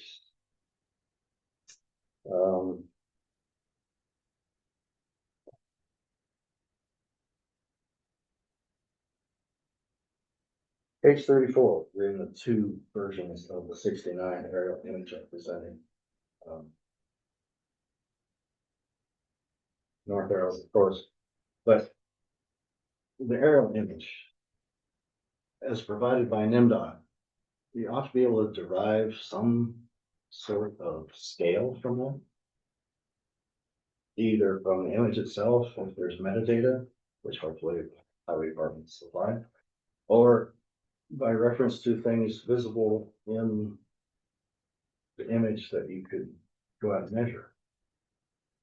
Then you could draw this property, and then you could fit it on your site map and see if you can make sense of things. Because I think without doing that, we're gonna have a hard time. If the fence in question on whichever figure that is,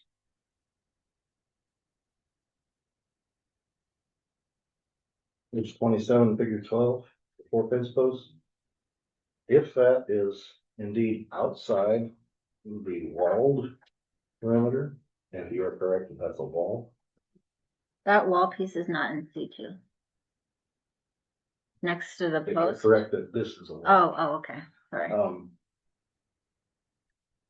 Mhm. If it's outside that wall perimeter, then it might make sense with the sort of jungle of trees and stuff. The southwest of the end of the part that fronts the major streets. If it's inside the area as depicted here, then it's something else. Maybe that wall is more insubstantial than you thought it was. I think you're right that the first two probably represent a gate because of the chiseled characteristics. And if it's a gate, it might more or less match up with what seems to be a gap in that white thing that might be a wall near the southwest. Well, depends on which way north is. There's a gap that seems to be apparent on the corner of the white alignment. That might be that gate.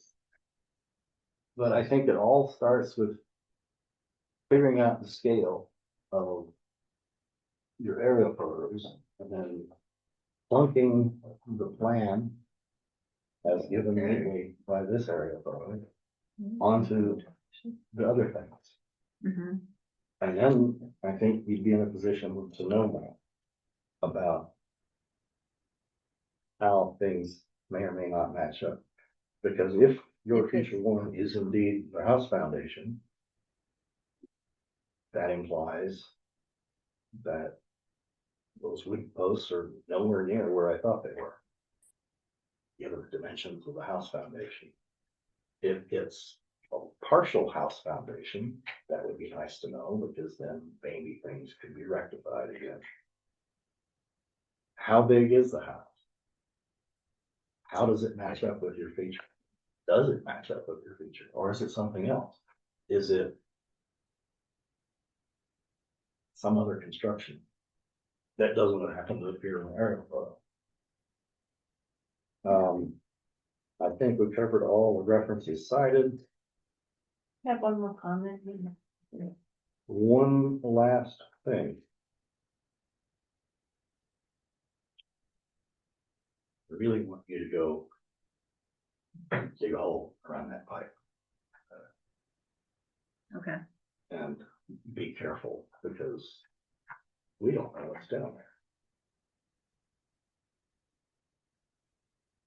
Do you have any references of what, do you know what happened to the Japanese after the internment camps? Did any of them, are there any resources there you could point us to where people may have moved after that era? Good question. There's been a lot of things in the media recently about the Japanese internment camp and in Santa Fe in particular, so we could start there. I don't really know personally what happened. I do believe that we have, some information in our resources folder in, historic preservation in regards to that. Let's see what I can find for you. Great, thank I you. don't know how helpful it'll be, but some stuff. Census records would help.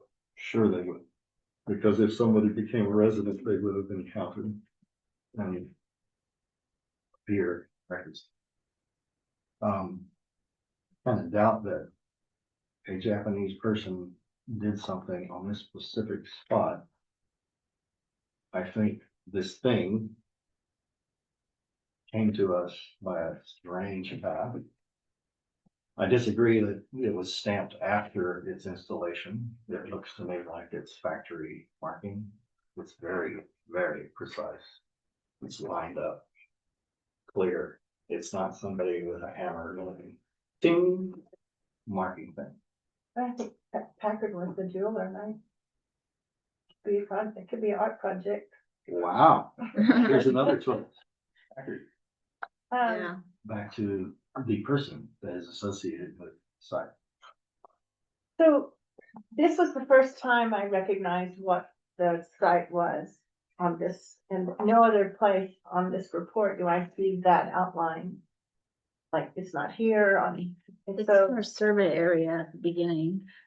Back toward the beginning, Yeah. like for the. It was Project area, yeah. on page 3, there's a general depiction of the project area. I missed it, I guess. Oh, 3 of the Page 3 of- report. You have to get past the NIAF and the site film. There you go. Page 3 is the next one. Okay, cause I was trying to make sense of it with this photograph Page Oh. 3 is the detail. there. Yeah, so how, I guess, it's like there's no correlation between the two. But I see now where it was. Thank you, that's helpful. And I do think that building to the north-ish is the optics lab, Mhm. the business. I don't think they encroached on part of the depicted Yes. thing from the 69 aerial photo. And then the other end of the property, I think got nibbled away by some modern Storage activity. But that's why getting a scaled version of it and plunking it on the thing would help me figure out where things are. Or might still be. If there is a downhill and a downwind, that's where the septic system should be. Or the cesspool. If there's not a downhill or downwind, out back, literally is the usual. On old photos, suspicious clumps of trees. Did you Yeah. mention that? Could be where the septic system or Shamisa. yeah, any exuberant growth. Grass is always greener over the septic tank. Yeah. We wanna look for such features to the extent possible. I'm not asking you to go out there and spray. I'm just asking you to think about it and go look in likely places and see if there's anything there that suggests there might be such a system. It usually would involve a concrete cap. It usually would involve some sort of an alignment of a pipe connecting house to questionable feature. There's probably several building episodes too. I mean, that's another, you found pieces of what you described as slab. Now, I don't know how big those pieces were, or if it was a very big piece. Probably like But, you know, 3, what was it, 2? Yeah, like 2 by 2 by 3 and one was a little bit smaller. Yeah. but I mean, part of that house could have been built on a slab in more modern times, whereas the other part, an older part, could have been built with a crawl space because of what we used to do. Yeah. There was another article that I came across in the New Mexican that talked about their son's wedding in 1948. And they referred to the house as the Blue Mountain Ranch. The Packards live on the Blue Mountain Ranch outside of town. So there are references to them that you could tell that might help. I don't know. Yeah, we didn't research the Packer family too extensively. We could.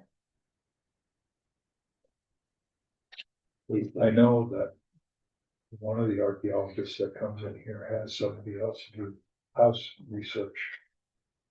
That's because apparently some privileged few get access to county records that the rest of us on watch do not have. So it might be worthwhile asking around. So are you thinking this is significant under criteria B? I think it's possible. But I think we haven't demonstrated that it's not eligible under. And then we can go on to talk about A, B, and C. Well, one other thing, you're poking around that pipe, and if it just goes straight down and keeps going, Rance will borrow a pipe wrench, take the lid off. Keep the lid. Because I think we want to see it. Is it a well? Drop a rock down. If it takes 10 seconds to hit bottom, golly, that's a good well. If it Try. goes thump, it's probably something else, and this could be a clean out access for a septic system. Mhm. Because before PVC pipe and the ubiquitous white stuff sticking up out of the ground, a piece of steel would Cast be iron, yeah. likely. So you think it might be eligible under D because it would contribute important information to our understanding of that era of building technologies? Best pool with trash in it? Mhm. Yes. Okay. If there's Could be a buried system. features with anything in it, yes.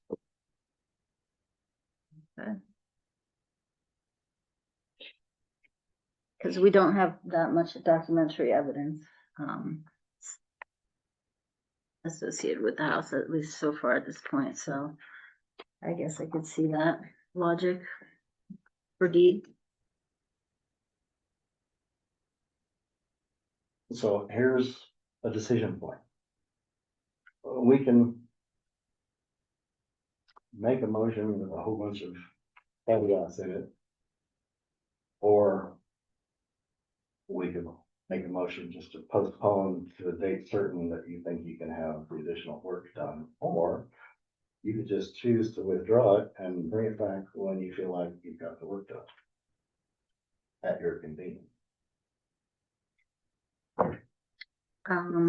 Well, this project is moving forward. I know we have Jennifer Jenkins. Oh, she's not on anymore. She was on. So this project is a development, low-income housing project that's moving forward. Okay, just on behalf of my client. Great. And I think if we want to assume it's unevaluated or ineligible, we can move forward like with that. That pretty much forces us into a situation where you'd be expected to produce a testing plan and pursue further work on the site. Well, okay, so you're saying we have an opportunity to go do some testing at the site now, survey level testing, and maybe make a case that we have enough information here to say that we don't have any intact subsurface deposits, for example. That would be important. So you're suggesting we do that first to see, because that would be an easier road path forward. Because you. Unless Packard is, Under your permit. You can- but I guess if Packard is eligible under B, we could make a case that there's documentary evidence that we could find. That would be more important than the material remains. Yes, you could address that importance with research as opposed to excavation. Okay, so if we go that route, would we resubmit in March? That's why I wanted you to have the option. Because if we postpone to a date certain, you have to be ready. Or if you're not ready, you're gonna get kicked to a further date certain. But if you just withdraw it and resubmit it when you think you've got Oh, I everything see. together, that puts you in control of your schedule. Okay, let's do it that way. What do you think, Brenda? I think so.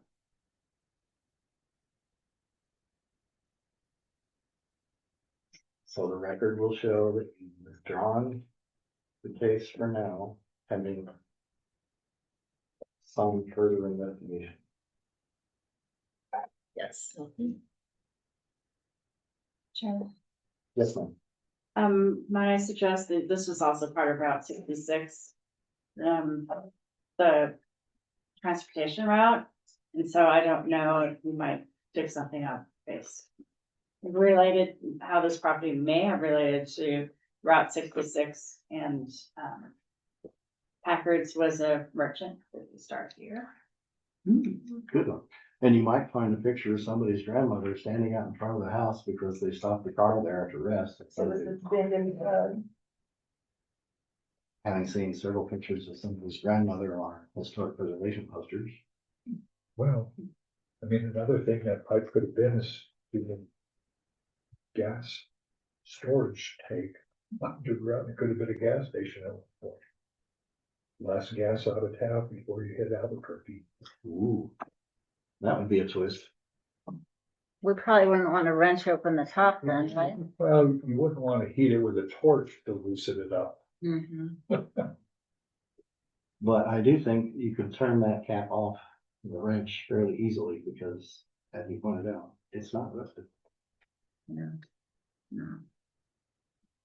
All right, give it a shot. Thank you. Thank you. Thank you. Say what just lose the price. Oh, Sure they know. we typically don't name names. Yeah. Maybe they can. Have a good evening. Thank you. Thank you for your time. Thanks. Thank you. Dr. Thatcher? Dr. Rogers? This is case number 2026-11950. Chronicle Heritage, agent for Public Service Company, New Mexico, B&M, applicant requests approval of an archaeological monitoring report for the installation of approximately 1,186 feet of subsurface electrical service lines at 1600 St. Michael's Drive in the Suburban Archaeological Review District. Thank you for the staff report. Remember, anything to change or add? No, Turek. I just have one Sorry, question. Heather. Oh, go ahead. And just wasn't 100% clear about how this related to the Midtown project. Just because this is so far off of that. So my only comment is just because 1600 St. Michael's Drive is Midtown. Yeah, one end of it is the Midtown. Yeah, and this is on the checkup. So that was it.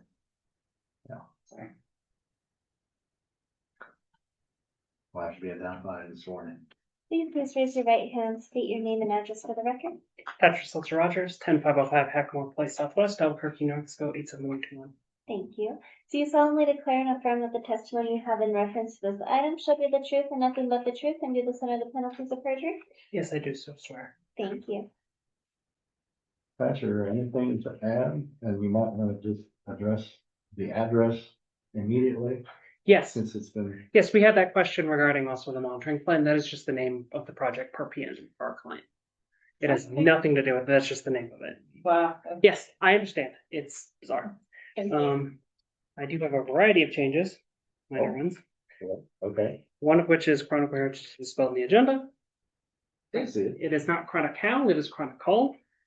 Oy vey, I didn't see that. Second off, page 7, agropyron is pyron. There is no H in that. I have had this struggle with my copy editors repeatedly and will continue to do so. Tamarisk is misspelled on page 8. I will also have that fixed. Should have an X in the They way. like agropyron. Yes, Yes. page 17, it refers to LA2 Agroferia Schoolhouse site and ends in the 2010s. That is inaccurate. There's been compliance work in the 2020s. I know that because I monitored that project. Additionally, there's no reference to any of those reports. I will add those references for those that are available. Most of them are not available on INCRIS anymore. Second off,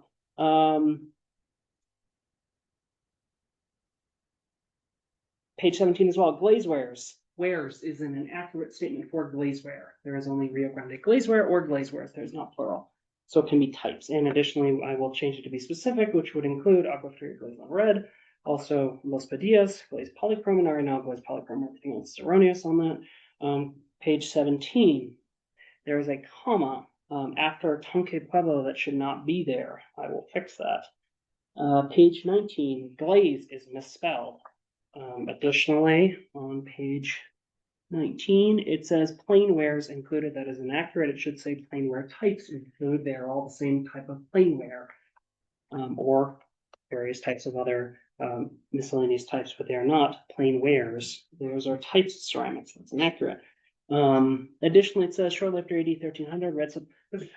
glazewares, that is inaccurate. It's not just red slipped glazewares, there's also yellow slipped glazewares. Scenic glaze. I've never placed it black on white throughout the area. So then there is also space missing between 1630 and 1680 on the same page later on down there, but right above the letter 3 where it says condos of spectrum showing 3, I will add that space in there. De Vargas is variably spelled with a capital D or a lowercase d. I will get that standardized throughout the document. Page 22, it says Treaty of Hidalgo. That is an inaccurate thing. There's the word missing with Guadalupe. Yes, and then page 23, it says that the project is in northeastern Santa Fe. That is inaccurate. More accurately described as in central Santa Fe. Indeed. And that is what I found in the past 15 minutes. See? Who makes use of the time available. Member trees. I had some notes, I think. I didn't have any real issues with anything. I noticed that, obviously I referenced all the hydrovac to the Easy Fiber people, and yours was the project that I was referencing. Were you expecting them to do that much blasting? We did not anticipate them to do. They were, as per the approved monitoring plan, they were supposed to do about 1/3 of them on a hydrovac. That said, I was out there for nearly all of them. The vast majority of hydrovacs ended up finding existing infrastructure, PVC piping, about directly at the base of it, sufficiently working. But no, we did not anticipate them doing that much. It's helpful stuff, but boy, really almost would have paid to trench. I would have preferred that as well. We did, when I was out there, I did halt them halfway through each hydrovac to be able to assess and ascertain if they impacted any cultural materials that were subsurface. Yeah.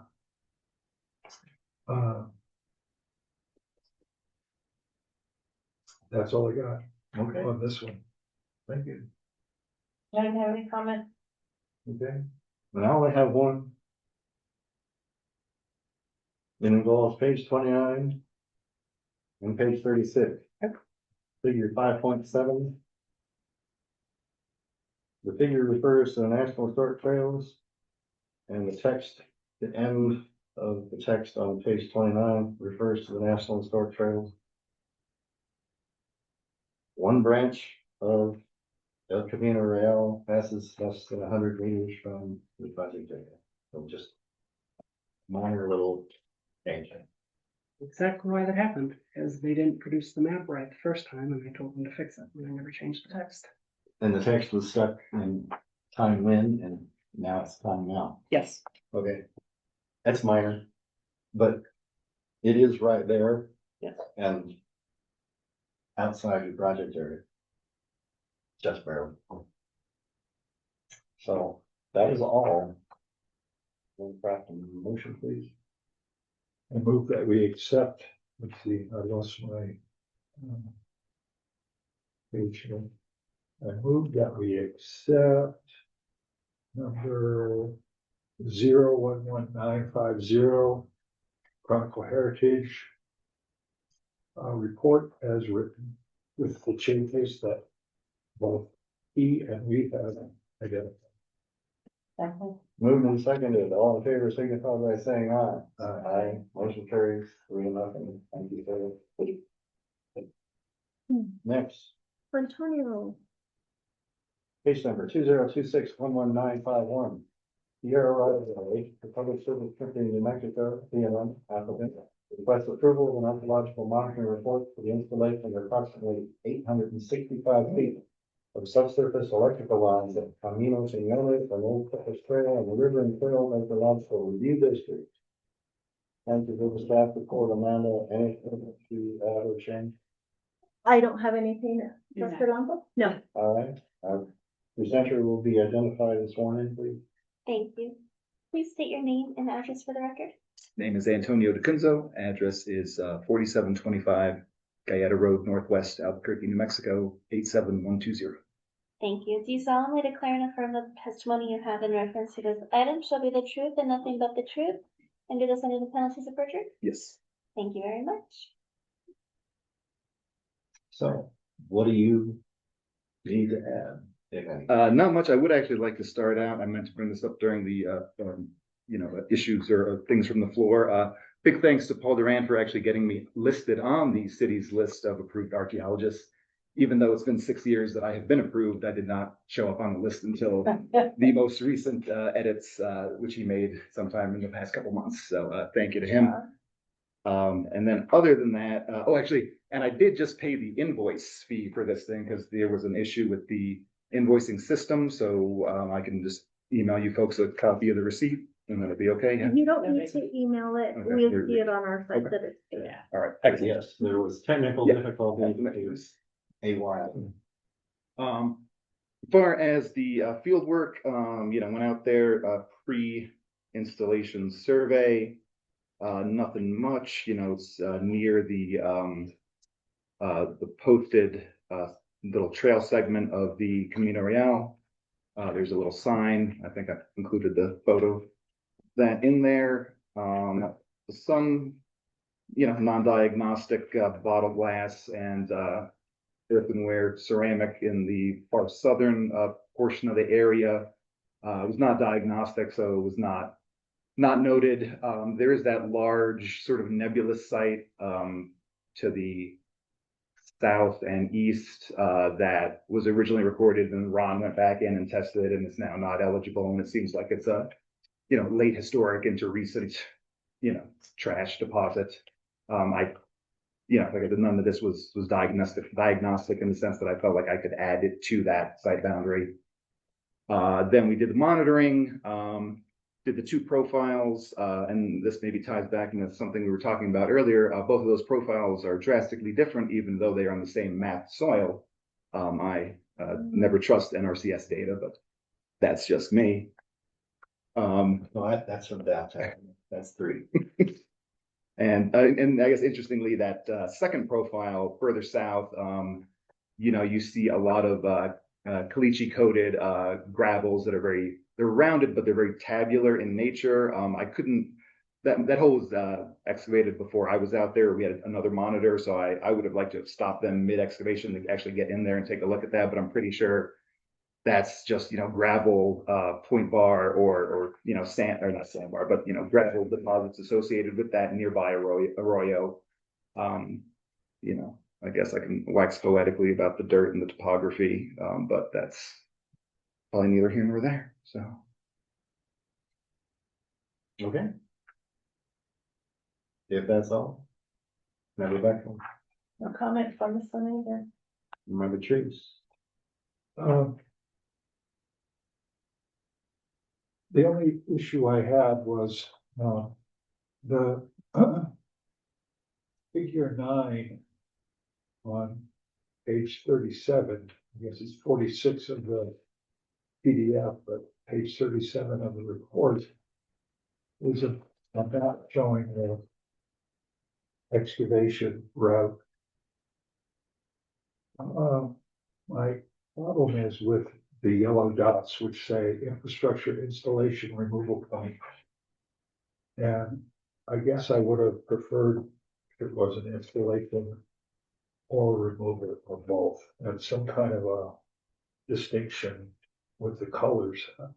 I guess I'm just not, I guess some stuff was taken out according to the report and changed out, but I don't know where that was because we only have installation and / removal. Yeah, since I wasn't out there the entire time myself, I don't know which one's which. I know the northern point, they added a utility pole at that location. The southern point, I think they put in a one of those above ground boxes. I think those are the only 2 that I'm confident on. I'm not sure what exactly they did at the other 3. And the points that we have there, they're that's what's provided to us from PNM. That's all I have.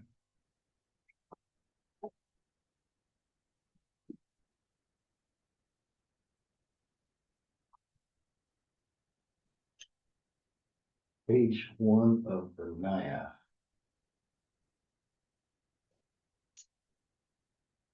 Field personnel names. Mentioned other monitor several times. Who was that? Was it more than one person? Just one other person, our sister employee search, has a member listed on the, City of Santa Fe list, Chelsea Winter, so her name should go on there as well, yes. Name should go on. Is that popped into my brain? Because we need to make sure that three personnel are present. The only thing I have is page 35. It's your description of profile. The text under description ends with Arroyo de los Piñones. Arroyo de los Pinos. The street of Piñones. So I think that's, I got that from somewhere, but I think where I got it from is incorrect. And actually, as a sidebar, what's interesting is that Arroyo is actually referred to as a different Arroyo in Ron's report on that site that's right over there. But the Piñones is from either Google Maps or Bing Maps. okay. One of them has it mislabeled, and that's I transferred it from them. But whatever you find, but do let us know, because it is often the case that an arroyo is labeled as one thing someplace on its channel, and it's actually got two different things above the conflict. So we don't know which is in play, because if Google is right, then I know. I spent quite a bit, once I realized Ron referred to it as a different name, I spent like 15 minutes looking at different maps, trying to figure out what was going on, and I couldn't arrive at a reasonable answer, but there's something weird going on there, but I'll double check that. Okay, one, that's all. Motion. I move to approve or accept the report.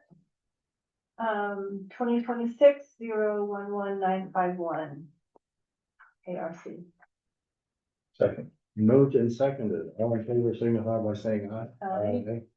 Motion carries 3-0. Thank you, sir. Thank you all. Thank you for your patience. Yeah. I hope it was entertaining. It was worth the drive up here, I'll tell you.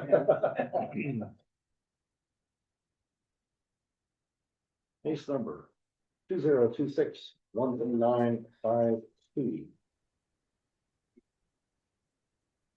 Westland Resources Incorporated, agent for Public Service Company, New Mexico, B&M, applicant, requests approval of an archaeological monitoring plan for the installation of approximately 1,700 feet of subsurface electrical service lines along Camino Cimarron and Rodeo Road in suburban archaeological review districts. Untreated craft report. Amanda, anything to add or change? Not to the staff report, Chair Eck, and I also want to note that Jeremy Levin is online for this project. So he'll have to be enabled and then identified and sworn in. Jeremy, can you hear us? Yes, I can. Can you hear me? Yes, sir. Hi, Jeremy. Will you please state your name and address for the record? Yes, my name is Jeremy Levin. I live at 12353 Tierra Volcan Avenue, El Paso, Texas, 79938. Do you solemnly declare and affirm that the testimony you have in reference to this item shall be the truth and nothing but the truth, and do this under the penalties of perjury? Yes, I do. Thank you. Thank you. Okay, Jeremy, it's your floor. If there's anything you need to add or change. Yes, in the expected findings section on page 21, I would like to add that the project area is on land that was formerly Boyd Field, which served as an airfield for the U.S. military during World War II, and subsequently was the site of the Santa Fe Municipal Airport from approximately 1945 to 1957. So there is potential that we could find cultural materials associated with the U.S. military occupation of Boyd Field, as well as the city of Santa Fe's operation of the airport. I would expect anything we would find would be subsurface, as the entire area has been residentially developed. Fair enough. If that is And I all, would also add, I would also add that, like, based on the photos I've seen, it doesn't look like any structures were ever built within the project area. The terminal and hangars all appear to be to the northeast and to the north. So I wouldn't expect us to find any foundations or anything associated with a building. I would expect anything, if we did find it, would probably be trash or other smaller debris. Thank you.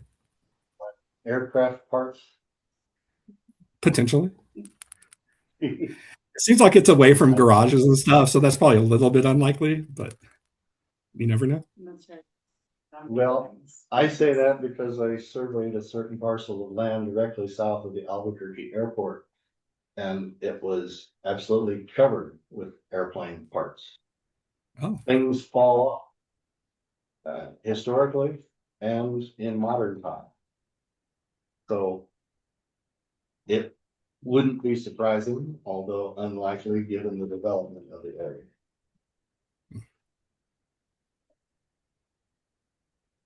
Member Becker.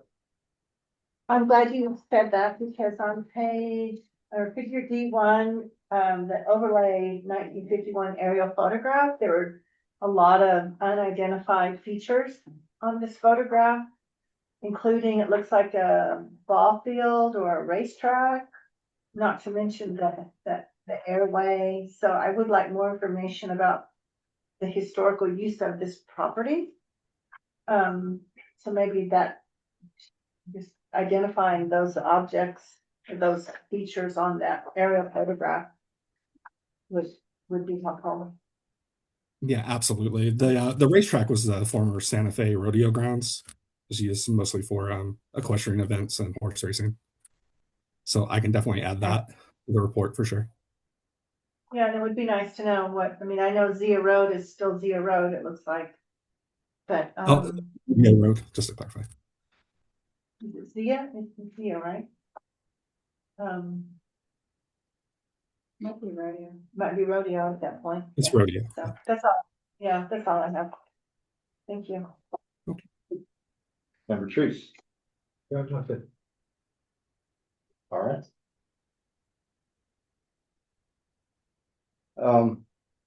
Following the theme of the last presentation, personnel. Your paragraph beginning on page 23 and ending on page 24.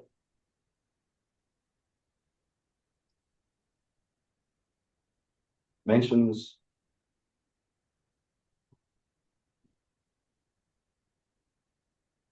listed personnel in New Mexico State Historic Preservation Office directory and supervised by Westland archaeologists on the City of Santa Fe list of qualified archaeologists. Can you clarify that, please?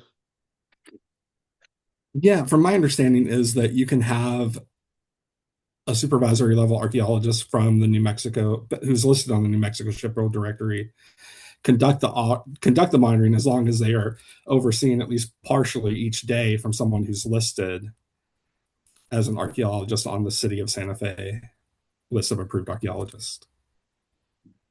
I was afraid of that.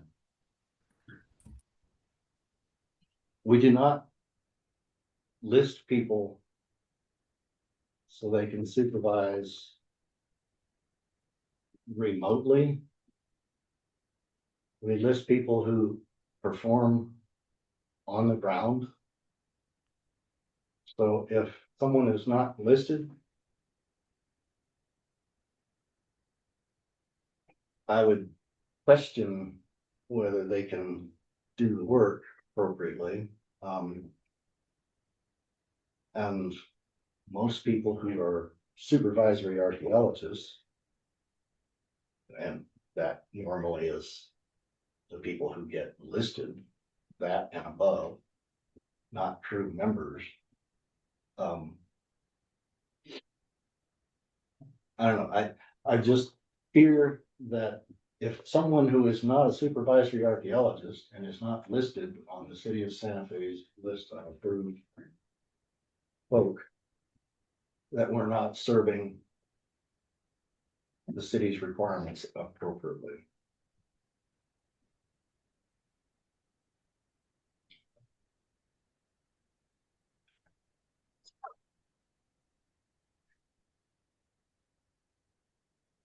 So I guess I get my follow-up question would be, would you like me to revise that to state that it would be someone who's listed on the city of Santa Fe's list of approved archaeologists? Yes, I think you should.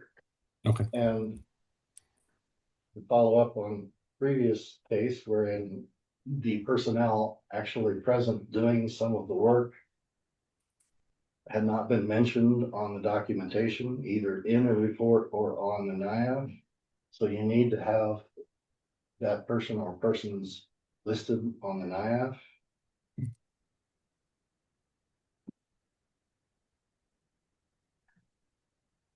As field personnel. Okay.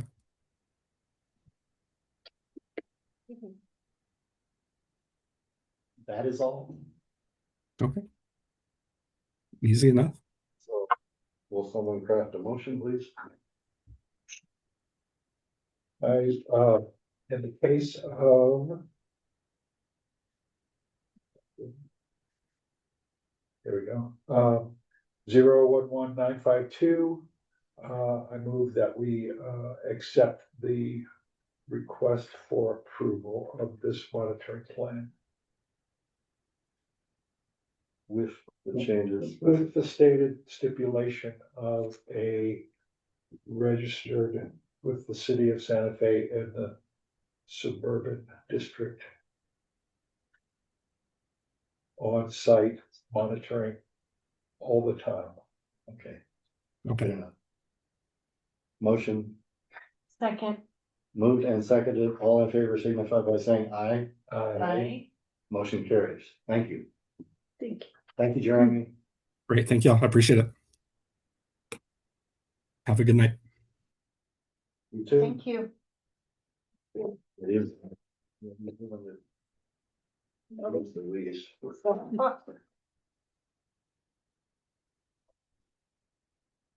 Item F, case number 2026-11953, ARC, New Mexico Gas Company, owner, request approval of archaeological monitoring and discovery plan for the installation of approximately 352 feet of subsurface gas line at 545 Canyon Road in the historic downtown archaeological review district.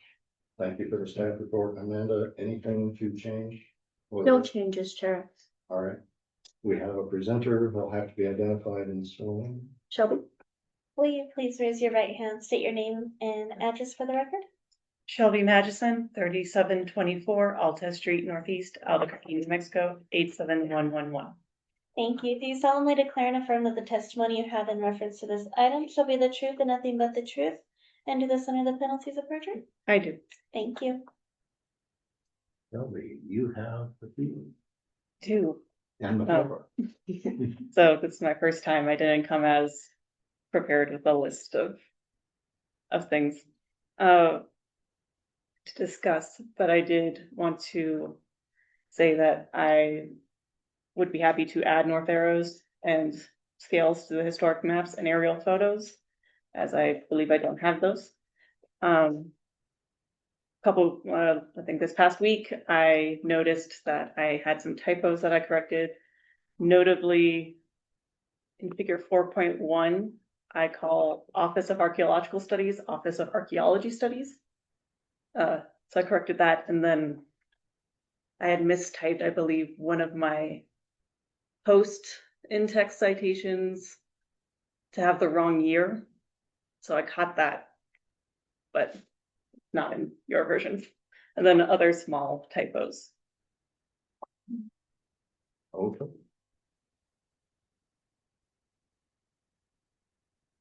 Member Bechtel. I didn't find any Oh, things to go ahead. sorry. I did also want to clarify that I will be overseen by Robin Cordero. He's not on the call anymore, but He is He is. there, and if okay. you want to speak, Robin, we'll go ahead and swear you in as well. I'm here. Do you need to speak, Robin? I do not. Okay, then we won't swear you in. Okay. Sorry. So I'm trying to follow The map. 4.1 that you mentioned. It is that big, staggered time chart of the ceramic, ceramic types. Okay. So in the,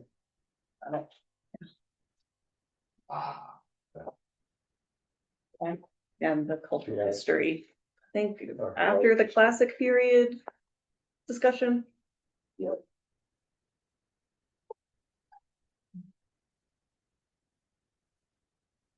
And I felt like it was thorough. Feel like I don't have any questions about. You know what to expect. You're digging in our most precious places, and so. Good luck. Yeah. And you're trenching, so I appreciate that. It won't be goop that comes out of the end. Yes, no, I'll actually see what's coming out. Thank God. Member Chase. I just have a question about, the way the historic or prehistoric information is broken down, early archaic. I middle archaic and late archaic, I guess, makes sense. I didn't realize this must be something fairly new. We haven't seen this before. I don't know if this is going to be the way it is going forward, or if it's just a trend that is coming out of this company. I don't know, years ago when I was reading about certain time periods, they were referred to as Pueblo 2, Pueblo 3, Pueblo 4. So I just wanna figure out what's going on there. May I? Sure. You may. The detail from the pre-ceramic discussion is commendable. It's above and beyond what many people do. They usually gloss archaic into one paragraph. But this is pre-Pueblo, so it's older and I thought it has that its was- own reason for being important, although however unlikely it is that we find such a thing in this context. Yeah. But you never know. Varied features are varied features. I thought for some reason that Pueblo 2 started about 200, No, actually. as far as I know, the discussion here is accurate in terms of time. Okay. Getting old. I forget things. Well, outside your wheelhouse. I'm not talking about standing things up on shaky dirt. No, we're talking about shaking the house on shaky dirt. Yes. They are going to be very careful, and you're gonna be on site all the time. Yes. I think maybe the chair has some question. I've got. One little spelling item that you didn't mention, you may have caught it already. On page 57, it's your caption for figure 5.11. I think the last S should disappear because it is a sketch of grants within the Santa Fe grant. Singular.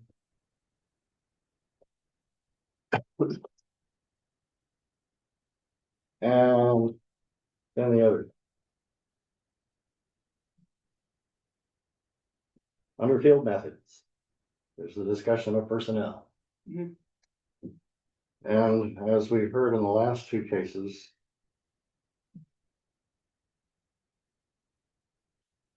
a person not listed for downtown should not be by themselves in the dirt downtown. So, Robin, can you actually be there? And now you'll have to be sworn in. Hi, Robin. Will you please state your name and address for the record? Yes, it is 2101 Dorothy Street Northeast, and that's Albuquerque.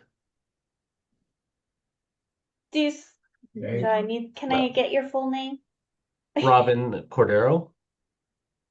Thank you. Do you solemnly declare and affirm that the testimony you have in reference to this item shall be the truth and nothing but the truth, and do this under the penalties of perjury? I do.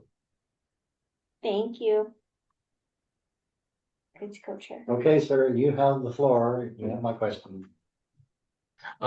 Yes, I can be. I have the ability to be in the field for this, as Shelby needs, so, or as needed. We're not questioning her abilities. We're Yes. pointing out that she does not carry the credential necessary for the district involved.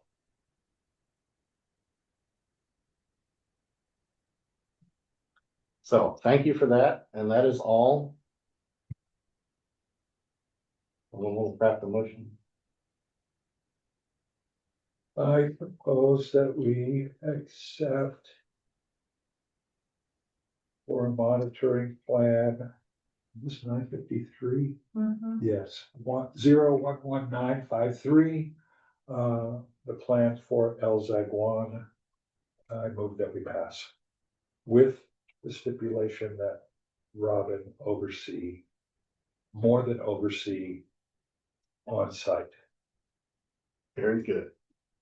Okay. Moved and seconded. All in favor signify by saying aye. Aye.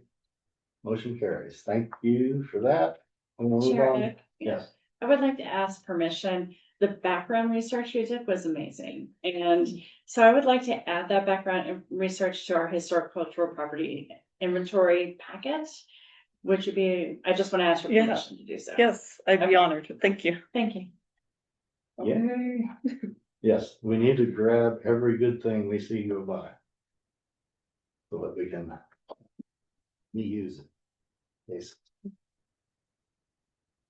All right, so this is case number 202611954, New Mexico Gas Company, agent for 456 and 462, Acequia Madre, owners request approval of an archaeological monitoring and discovery plan for the proposed installation of approximately 116 feet of subsurface gas lines at 456 and 462 Acequia Madre in the historic downtown archaeological review district. Thank you for the staff report, Amanda. Anything you need to change? No, Chair. Sure. All right. Thank you. So I didn't see anything about contacting the ditch Mayordomo, which is Bill Bove, but I think his daughter is helping with that right now. So just to make sure that there's no major impacts or they're aware of work being done in the area. Okay. Good catch. And can I reach back out to Amanda to get the contact information? Yes, I have their contact information. Okay, great. Thank you. Number 3. I didn't have anything other than to notice, and this was on the previous one too, then I think, one of the references is for Jim Sneed. And I used to sing with his dad. So. Hey. His dad was a very nice man. And was he a baritone? Yes, he was. That's all.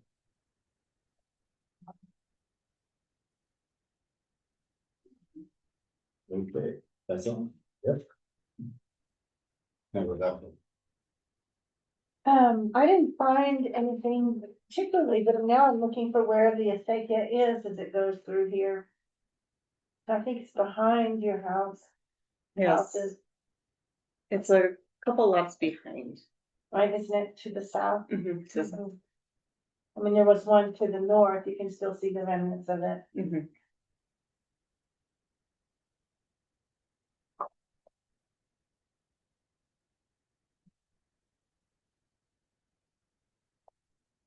No, I didn't have anything else. Thank you. Other than the listed personnel question, I have nothing to add. I assume that Mylan will do the same thing for this project as for the previous. You are muted, Robin. Please unmute yourself. Thank you. I'll be available to support New Mexico Gas whenever they need me.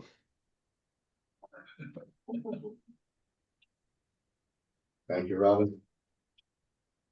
Are we ready for a motion? Yes, sir. I move that case number 011-954 for 456 and 462 Acequia Madre be approved as presented with the stipulation that Robin keep eyes on. And the acequia, And the acequia. is contacted. Yes, Mayor Gordon. Second. Moved and seconded, all in favor signify by saying aye. Aye. Motion carries 3-0. Thank you. Thank you. May I interject one quick thing? It just needs to Absolutely. be somebody with the downtown permit. It doesn't have to necessarily be me because SWCA has 2 additional people on the downtown. Correct. Just so they are listed and they're going to appear on the NIAF as physically present.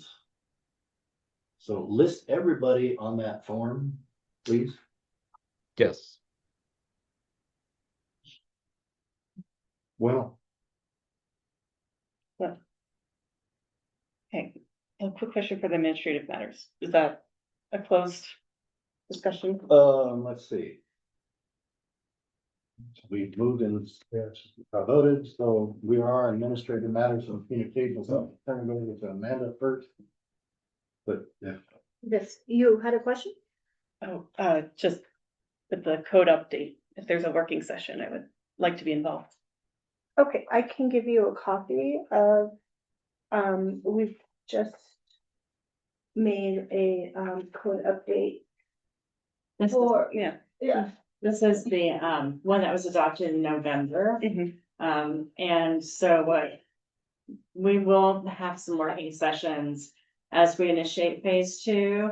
I don't know how much more. I'm sure, Sheriff Eck and company know what other things they would like to see happen, but we got a lot of accomplished with the first round. So certainly we'll make those meetings where we discuss the archaeological district's ordinance open to the public, and we can also let you know. Okay, great, thank you. Here's the updated one. Yeah. since we're a small committee, we're kind of handicapped. We seldom, if ever, have working group sessions because it's impossible to avoid a voting quorum. So most of what we do is right here, Okay. under the gun, as it were. Yeah, and noticed meetings. Okay. But if indeed there is some future working group that involves one, at this point, only one member of the committee, because with other, 2 would be too many. We could. try to Surely add invite you to the you list. that. Okay, great, thanks. For sure. So, is it possible for me to sit in on this discussion that's happening, or? Okay, Probably maybe, and all of this is out here for public view. The electronic world is drooling. I'm sure they're so excited. Okay, so chapter 14 code update, Amanda. So, the chair and members of the committee asked for a copy of the chapter 14 code update. So I have provided that in your packet. And did you have anything to add for the chapter 14, Heather? Other than that? I can just say that we're, dealing with contractual procurement type of things right now. But we will be launching into phase 2. The first thing in March, the first thing that we'll be doing is an assessment report. And so we're gonna be pulling together comments we received during the general plan update process, as well as phase 1, that were comments that we decided were too big to take on at that time. And then set priorities about what we're going to start with. So we'll bring the assessment report to you and get your feedback on what you might like to see addressed, even if it is outside the purview of the archaeological district's ordinance. We'll address them all, but what should be addressed first, in essence. And also, I'd like to invite the board. We are going to have a workshop on April 7th with the Historic Districts Review Board to talk about the direction of the Historic Districts Ordinance and sort of the overall vision, as well as and sort of clarifying where we're going to move into phase 2 in terms of historic preservation and historic review. The other piece is we're going to clarify certain expectations relative to what is administrative, what is not administrative, and all that. And certainly the ARC is welcome to participate in that on April 7th. We'll send out more information to you. So it's a workshop, Yes, but it's a publicly noticed official meeting workshop. correct. Yes. Mhm. And since they did not do any changes to their ordinance, correct? It didn't H board just say no changes? To the district standards, that's Mhm. correct. But there were other changes in the body of the text. Yeah, But nothing super substantive. yeah. And so is that gonna change? Is that what you're working towards? Right, and so one of the questions is, when I was very young and we knew each other then too, but and we did the historic district's height ordinance. It's now had 20 years of testing and just sort of getting feedback on those things, because that is a big issue in Santa Fe. Getting feedback on that and sort of taking the heavier items or addressing the bigger items in historic districts ordinance will be something that we'll do, and prioritizing what should be addressed. And you'll address the style question, because that seemed to Correct. sort of have the most friction. Yes. Okay. I'm sure you're enthralled, Chair Nick. Yeah. Well, we looked at a calendar. It's been 16 years. And just to be honest, I don't know how much longer I can take. We need to find some people. Uh, I'm gonna be doing advertisements for people for the Archaeological Review Committee. So if there are people, live in the city, always advertising, but we'll also be doing a press release and all that. Good. Good. Moving on to item B. For administrative matters, I have provided you with the Heritage Preservation nomination form. And I seek, let me just read it out for you there. The deadline's tomorrow. Archaeology is outstanding examples of archaeological preservation or contributions to the prehistory or history of Santa Fe through archaeology. Yeah. The most recent awardee is leaving the room. Yes, that's right. So, anything you may have for us would be greatly appreciated. When One other item. someone refreshed my memory, were there any nominations that we passed over in the last 2 years? in favor of. I can get that research for you and send you guys an email if there was anything from my recollection. I believe that there was maybe 2 or 3 individuals that were nominated last year. Previous year before, not sure, but I'll research and I'll send you 3 an email. Thank you, because if there's anybody sort of in limbo, Mhm. it would be nice to consider them for first before starting off into the new world Mm-hmm. for potential nominees. Yeah, but anybody that you guys have as well, we're glad to add to the list. Okay. All right. And And you had an item? It was, it's not listed here, but I think it's important to raise. So, as the land use director, there's different levels of permissions in the code. So the land use director can allow for some very minor modifications. And typically how land use director is defined is for designee, correct? So you have staff that acts on behalf of the land use director. Typically, I don't know everything, but they are the professional staff that advise. And so, but the code is very limiting in how much can be done administratively to change an approval of a board or commission. So like, for instance, the planning commission or, the historic districts review board, et cetera. So I'd like to get some pretty clear direction. The factor, it's not very precise, is 10% is typically what the land use director can do. Say for instance, for parking counts or what have you. So, but that's not really well defined here in the archaeological districts ordinance.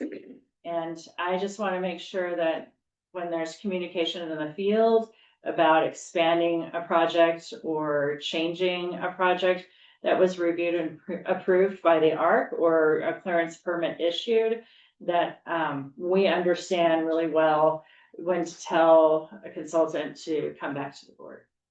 yeah.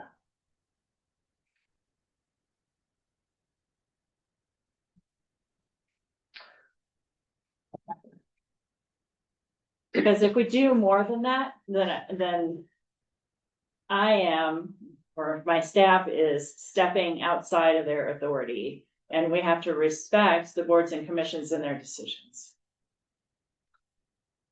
My gut feeling is that right now you're handicapped because you don't have a staff person who is a fully qualified archaeologist.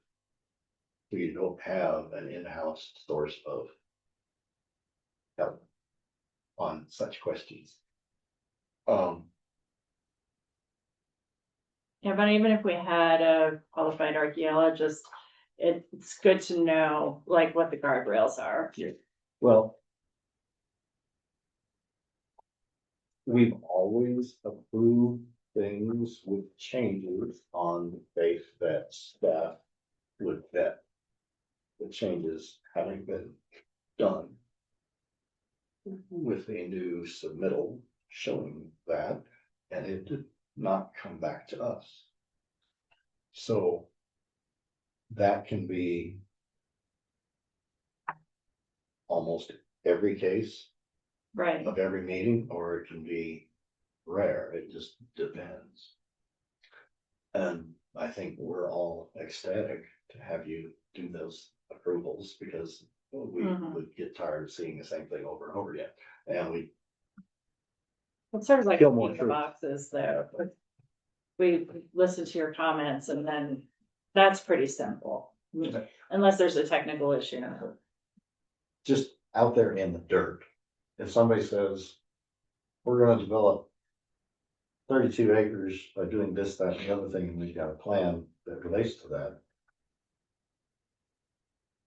Any change in the acreage is important, and we should know about it because that may place it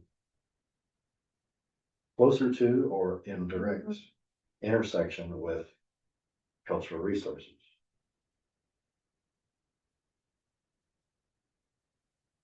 if someone says we're gonna put in 12,000 feet of fiber optic cable, and it turns out that it's, 13,000 because they rounded poorly or every stub had to go an extra 10 feet because somebody didn't plan correctly. I'm not sure we care. That's the It's 10%. a tiny little thing. Mhm. So, That's still like a small percentage, Yeah. less than 10%. yeah, Right. yeah. Mhm. So, I mean, I at least would be comfortable with maybe even a little more than 10%, but it's moving target. It's a situational thing. Are we talking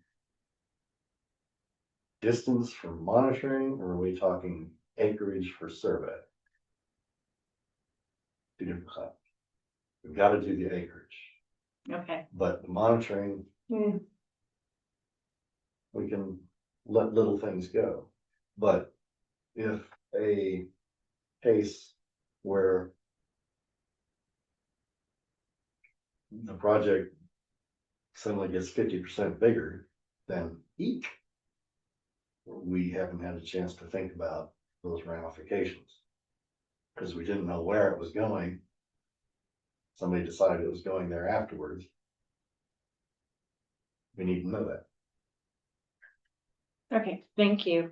Maybe what I'll do is draft sort of a policy on what can be considered administrative. I just wanted to sort of introduce the topic tonight, but do a draft and have you all take a look at that and react to it and tell us what the best bet. Now, we'll try to think, Amanda and I, of different scenarios. Like there's also discovery of unexpected discoveries.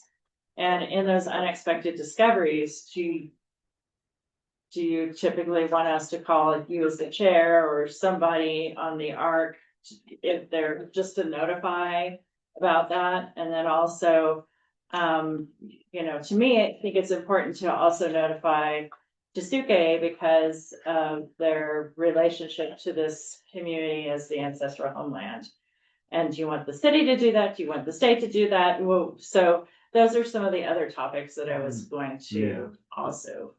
The city needs to do its own stuff. Because On state property or within private property in the city? within the city's jurisdiction, the city needs to do its own stuff. If it's state property, sure, state needs to do something because they would be the lead agency. It's their jurisdiction. But if it's the city's jurisdiction, I would think the city can take it upon itself to make those contacts. And somewhere in the ordinance, doesn't it say that in the event of a discovery, staff and a member of the archaeological review committee will make a field visit to assess the situation? I believe so. I need to look at the code, but I believe so. So discoveries, they're discoveries. They're always a surprise.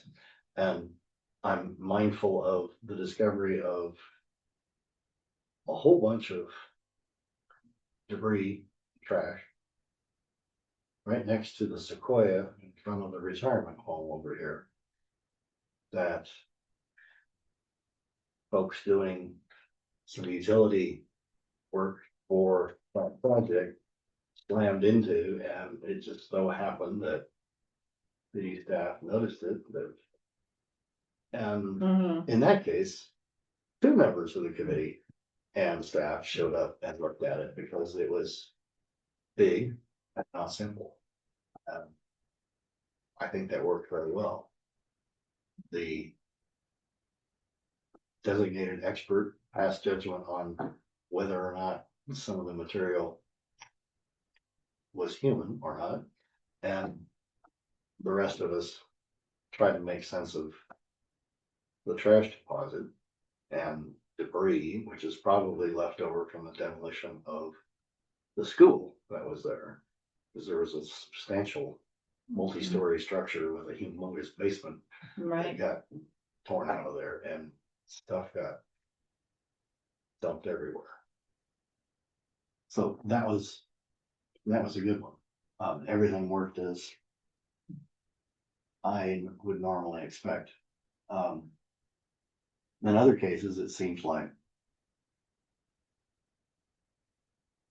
staff made visits and a course of action was determined without the direct input of the committee.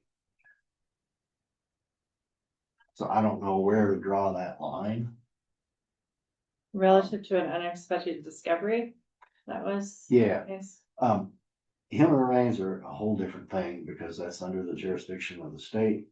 And so I see no reason for us to be involved with dealing with human remains. Unless it's simply, is this human or not? Rather than calling the police and calling OMI and all of that. Let's find out first if we've got a problem. It's that level of involvement that could save us time and effort.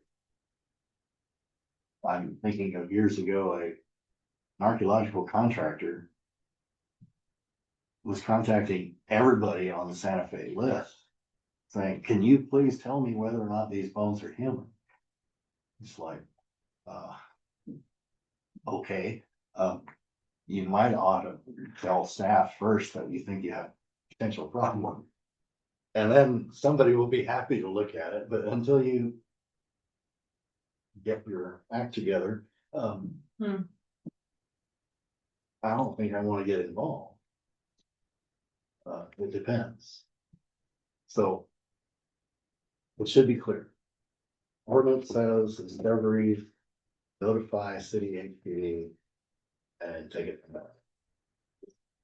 Okay, and just, one related item is, there was an unexpected discovery that we'd like to provide notice to you about. And Paul, if you could just provide a quick general overview. For me.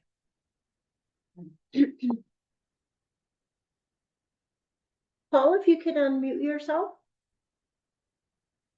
Hello, Chirac, members of the ARC. Can you hear me? Yes. Yes, sir. Oh, good. Yes, thank you, Director Lamboy. So New Mexico Gas Company in the past year has had some maintenance and emergencies with gas lines throughout the greater city of Santa Fe. I have been working with them ever since Mr. Chris Turnbow has retired to help them along that process. I was working with Casey Anderson, their environmental scientist, and they had some emergencies taking place throughout the city. And I asked them, you guys need to have monitoring everywhere you're going to be potholing. And these are 4x4 kind of potholes. And Casey and his staff, I've had meetings with them, were really willing to work with us because the issue with these guys is they'll go out, do their work with no monitoring ever. And we want them to at least have an archaeologist on site for all their ground disturbance in Santa Fe. That's the goal. Whether it's P&M, NM gas, water, sewer, all utilities. And so they hired Shelby recently, like in the last 4 months, which was great news. It's like, all right, now they got an archaeologist that can do this work. Well, back in November, when they had their plan with these emergencies, it was like, okay, look, I'll be out there when you have these emergencies to cover when necessary on a need basis until you get your archaeologist, and with Shelby in very highly dense problematic areas that could be problematic. And it just so happened the last bucket out over their gas main on Kearney, they came across an inadvertent discovery. Always. And so Shelby followed the protocol, and I worked with her, and the SHPO said, you know what, return the remains right where you encountered them. close up your pothole. And that was the whole process working with NM Gas to get an archaeologist on site.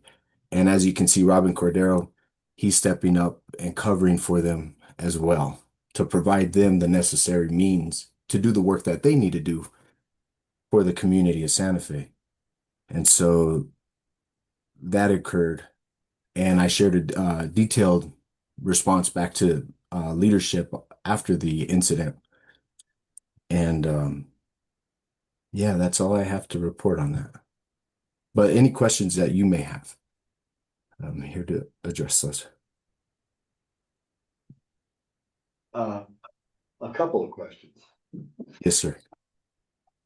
Do we know whether or not the installation of that meter the first time hit the same person?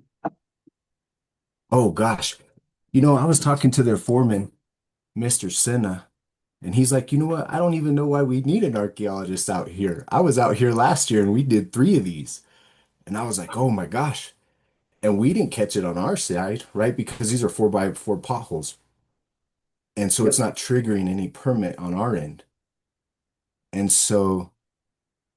he showed me all the areas where the new asphalt was. And it's like, well, thank you guys for willing to work with us to have Shelby out here and allow us to do this, right? Because generally they're not going to have an archaeologist out there. And I believe this one was hit when the original main was installed, probably, gosh, it was right underneath the pipe, and they had to hand dig underneath the pipe. Now, usually the gas mains are about 3 feet below, 36 inches below present ground surface. And as they were digging under it, they came across it then. And so it's just like they only needed one more shovel full, and they came across it, and Shelby stopped and did all the protocol correctly. And but it's bringing them to the table, right? We want to bring them to the table. Hey guys, have an archaeologist, have Shelby out there with you guys, no matter where you pothole, whatever you're doing, that she's there available and willing. And she's doing that, right? She just started, right? I think yesterday was her first day in the field with New Mexico Gas, right? Just so happens to work that way. But these guys have been digging up on Kearney without any kind of oversight. Yeah. You and everyone else who is helping with this, make sure that every minute of Shelby's time is documented so that at the earliest possible opportunity, she can apply for listing in the downtown. So that will simplify all of your lives. Yeah. Yes, sir. Yes, sir. It's, as I said earlier, it's not a question of her ability. It's a question of the credential. And to Yes, get the credential, you need time. And so document the time. So Will like, do. but with this particular case, the area that they're impacting is within 25 feet of a known archaeological site, the Camposanto, that was there associated with La Garita. I was involved with an unexpected discovery back in the 90s with Stephen Post when that first was discovered. So should we direct PNM, or I'm sorry, New Mexico Gas to just follow up with them to make sure that they have Shelby on site? Should we connect with somebody there just to communicate that? Well, you could probably thank them profusely for having had an archaeologist on site and thank them for having handled the situation correctly, and that you look forward to this continuing relationship. The fact that Hall has successfully lobbied them to move toward having a monitor present is good. The other aspect of my question is whether this got hit when the first installation was made leads to, unknown to me, how well documented and how accessible the records of previous discoveries of human remains are available to person or persons who are out there monitoring. So they know literally 5 feet away from where I'm standing, they hit somebody. And so they know already that nobody's gonna turn the machine around and extend the trench over there just because it's convenient. So we need to be sure the information that's critical is available as well. And we're talking exact locations, not within X number of feet of something. Where was the discovery made? Down to the feet and inches on the utility, or a tight UTM, or 12 feet from the manhole and 15 feet from the fire hydrant. Right there, some discussion of where it is that people know where not to go. And that's for the archaeologists. Yes. And the company needs to be aware of the fact that the archaeologist has access to information that they don't have. And it would also behoove the company, if their field personnel are inclined, ready, willing, and able, to share information about their own experience, because the story we just heard implies that this person knows in great detail what they hit, when they hit it, and where they hit it, and it just didn't get mentioned. So if those people could provide information, that would be even better. I'll follow Yes, up and maybe at least have a report akin to what Robin Cordero did with SWCA and the O'Keefe site. Do you think that would be good enough, or? I think the La Garita report is at OAS. I think Eric Bledman and his staff, gosh, I think in the 2010s wrote up. It was an extensive report that they did. We used to have it. I believe there was 19. And I just believe a it was. review of what was together. Oh, sure. This Wonderful of the city, because they need to know that, because it's the city's responsibility to know where the stuff is. But it would also be, I think, necessary for that information to be in ARMS, I believe. so that it's accessible to just whatever random archaeologist on the list that gets hired to go do some monitoring on Kearney knows something before they get there, other than that, oh my God, we're gonna hit people. Where, Yes. when, who, what, why, how, all of those details are critical, so we need that information at hand by to the monitor.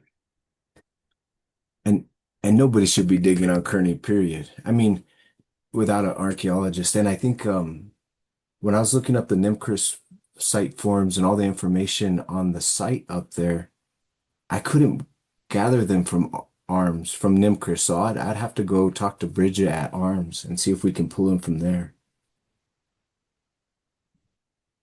Or OAS, I think. Well, I just want to say that critical information that's in the hands of an entity that is not the responsible agency somehow needs to be shared, so that the responsible agencies have the information to work with, because otherwise we're just going to keep slamming into people. And that's not appropriate. It's not acceptable. It's not legal. And in fact, if we continue to do it, it's criminal. So we need to not do that. Right. So if there's information in a repository that it is not under the control of a state agency that's responsible for it, then it's inappropriately housed. It's a secret and it can't be kept a secret. It has to be shared. Or none of us are doing our job. Thank you, Chair. We'll follow up. The only thing that I thought about was there was a case where I think it was an electric line was gonna go in front of the church at Loretto. And they went the road, they were gonna go across the lot from the parking lot. They were gonna go across the yard to the transformer and they decided to go in the street instead. And I remember that caused us some. Yeah, because we reviewed a plan for this route and it went somewhere else. Yeah, It was probably a wise decision, yeah, but it would have been nice to have known about it. yeah. In fact.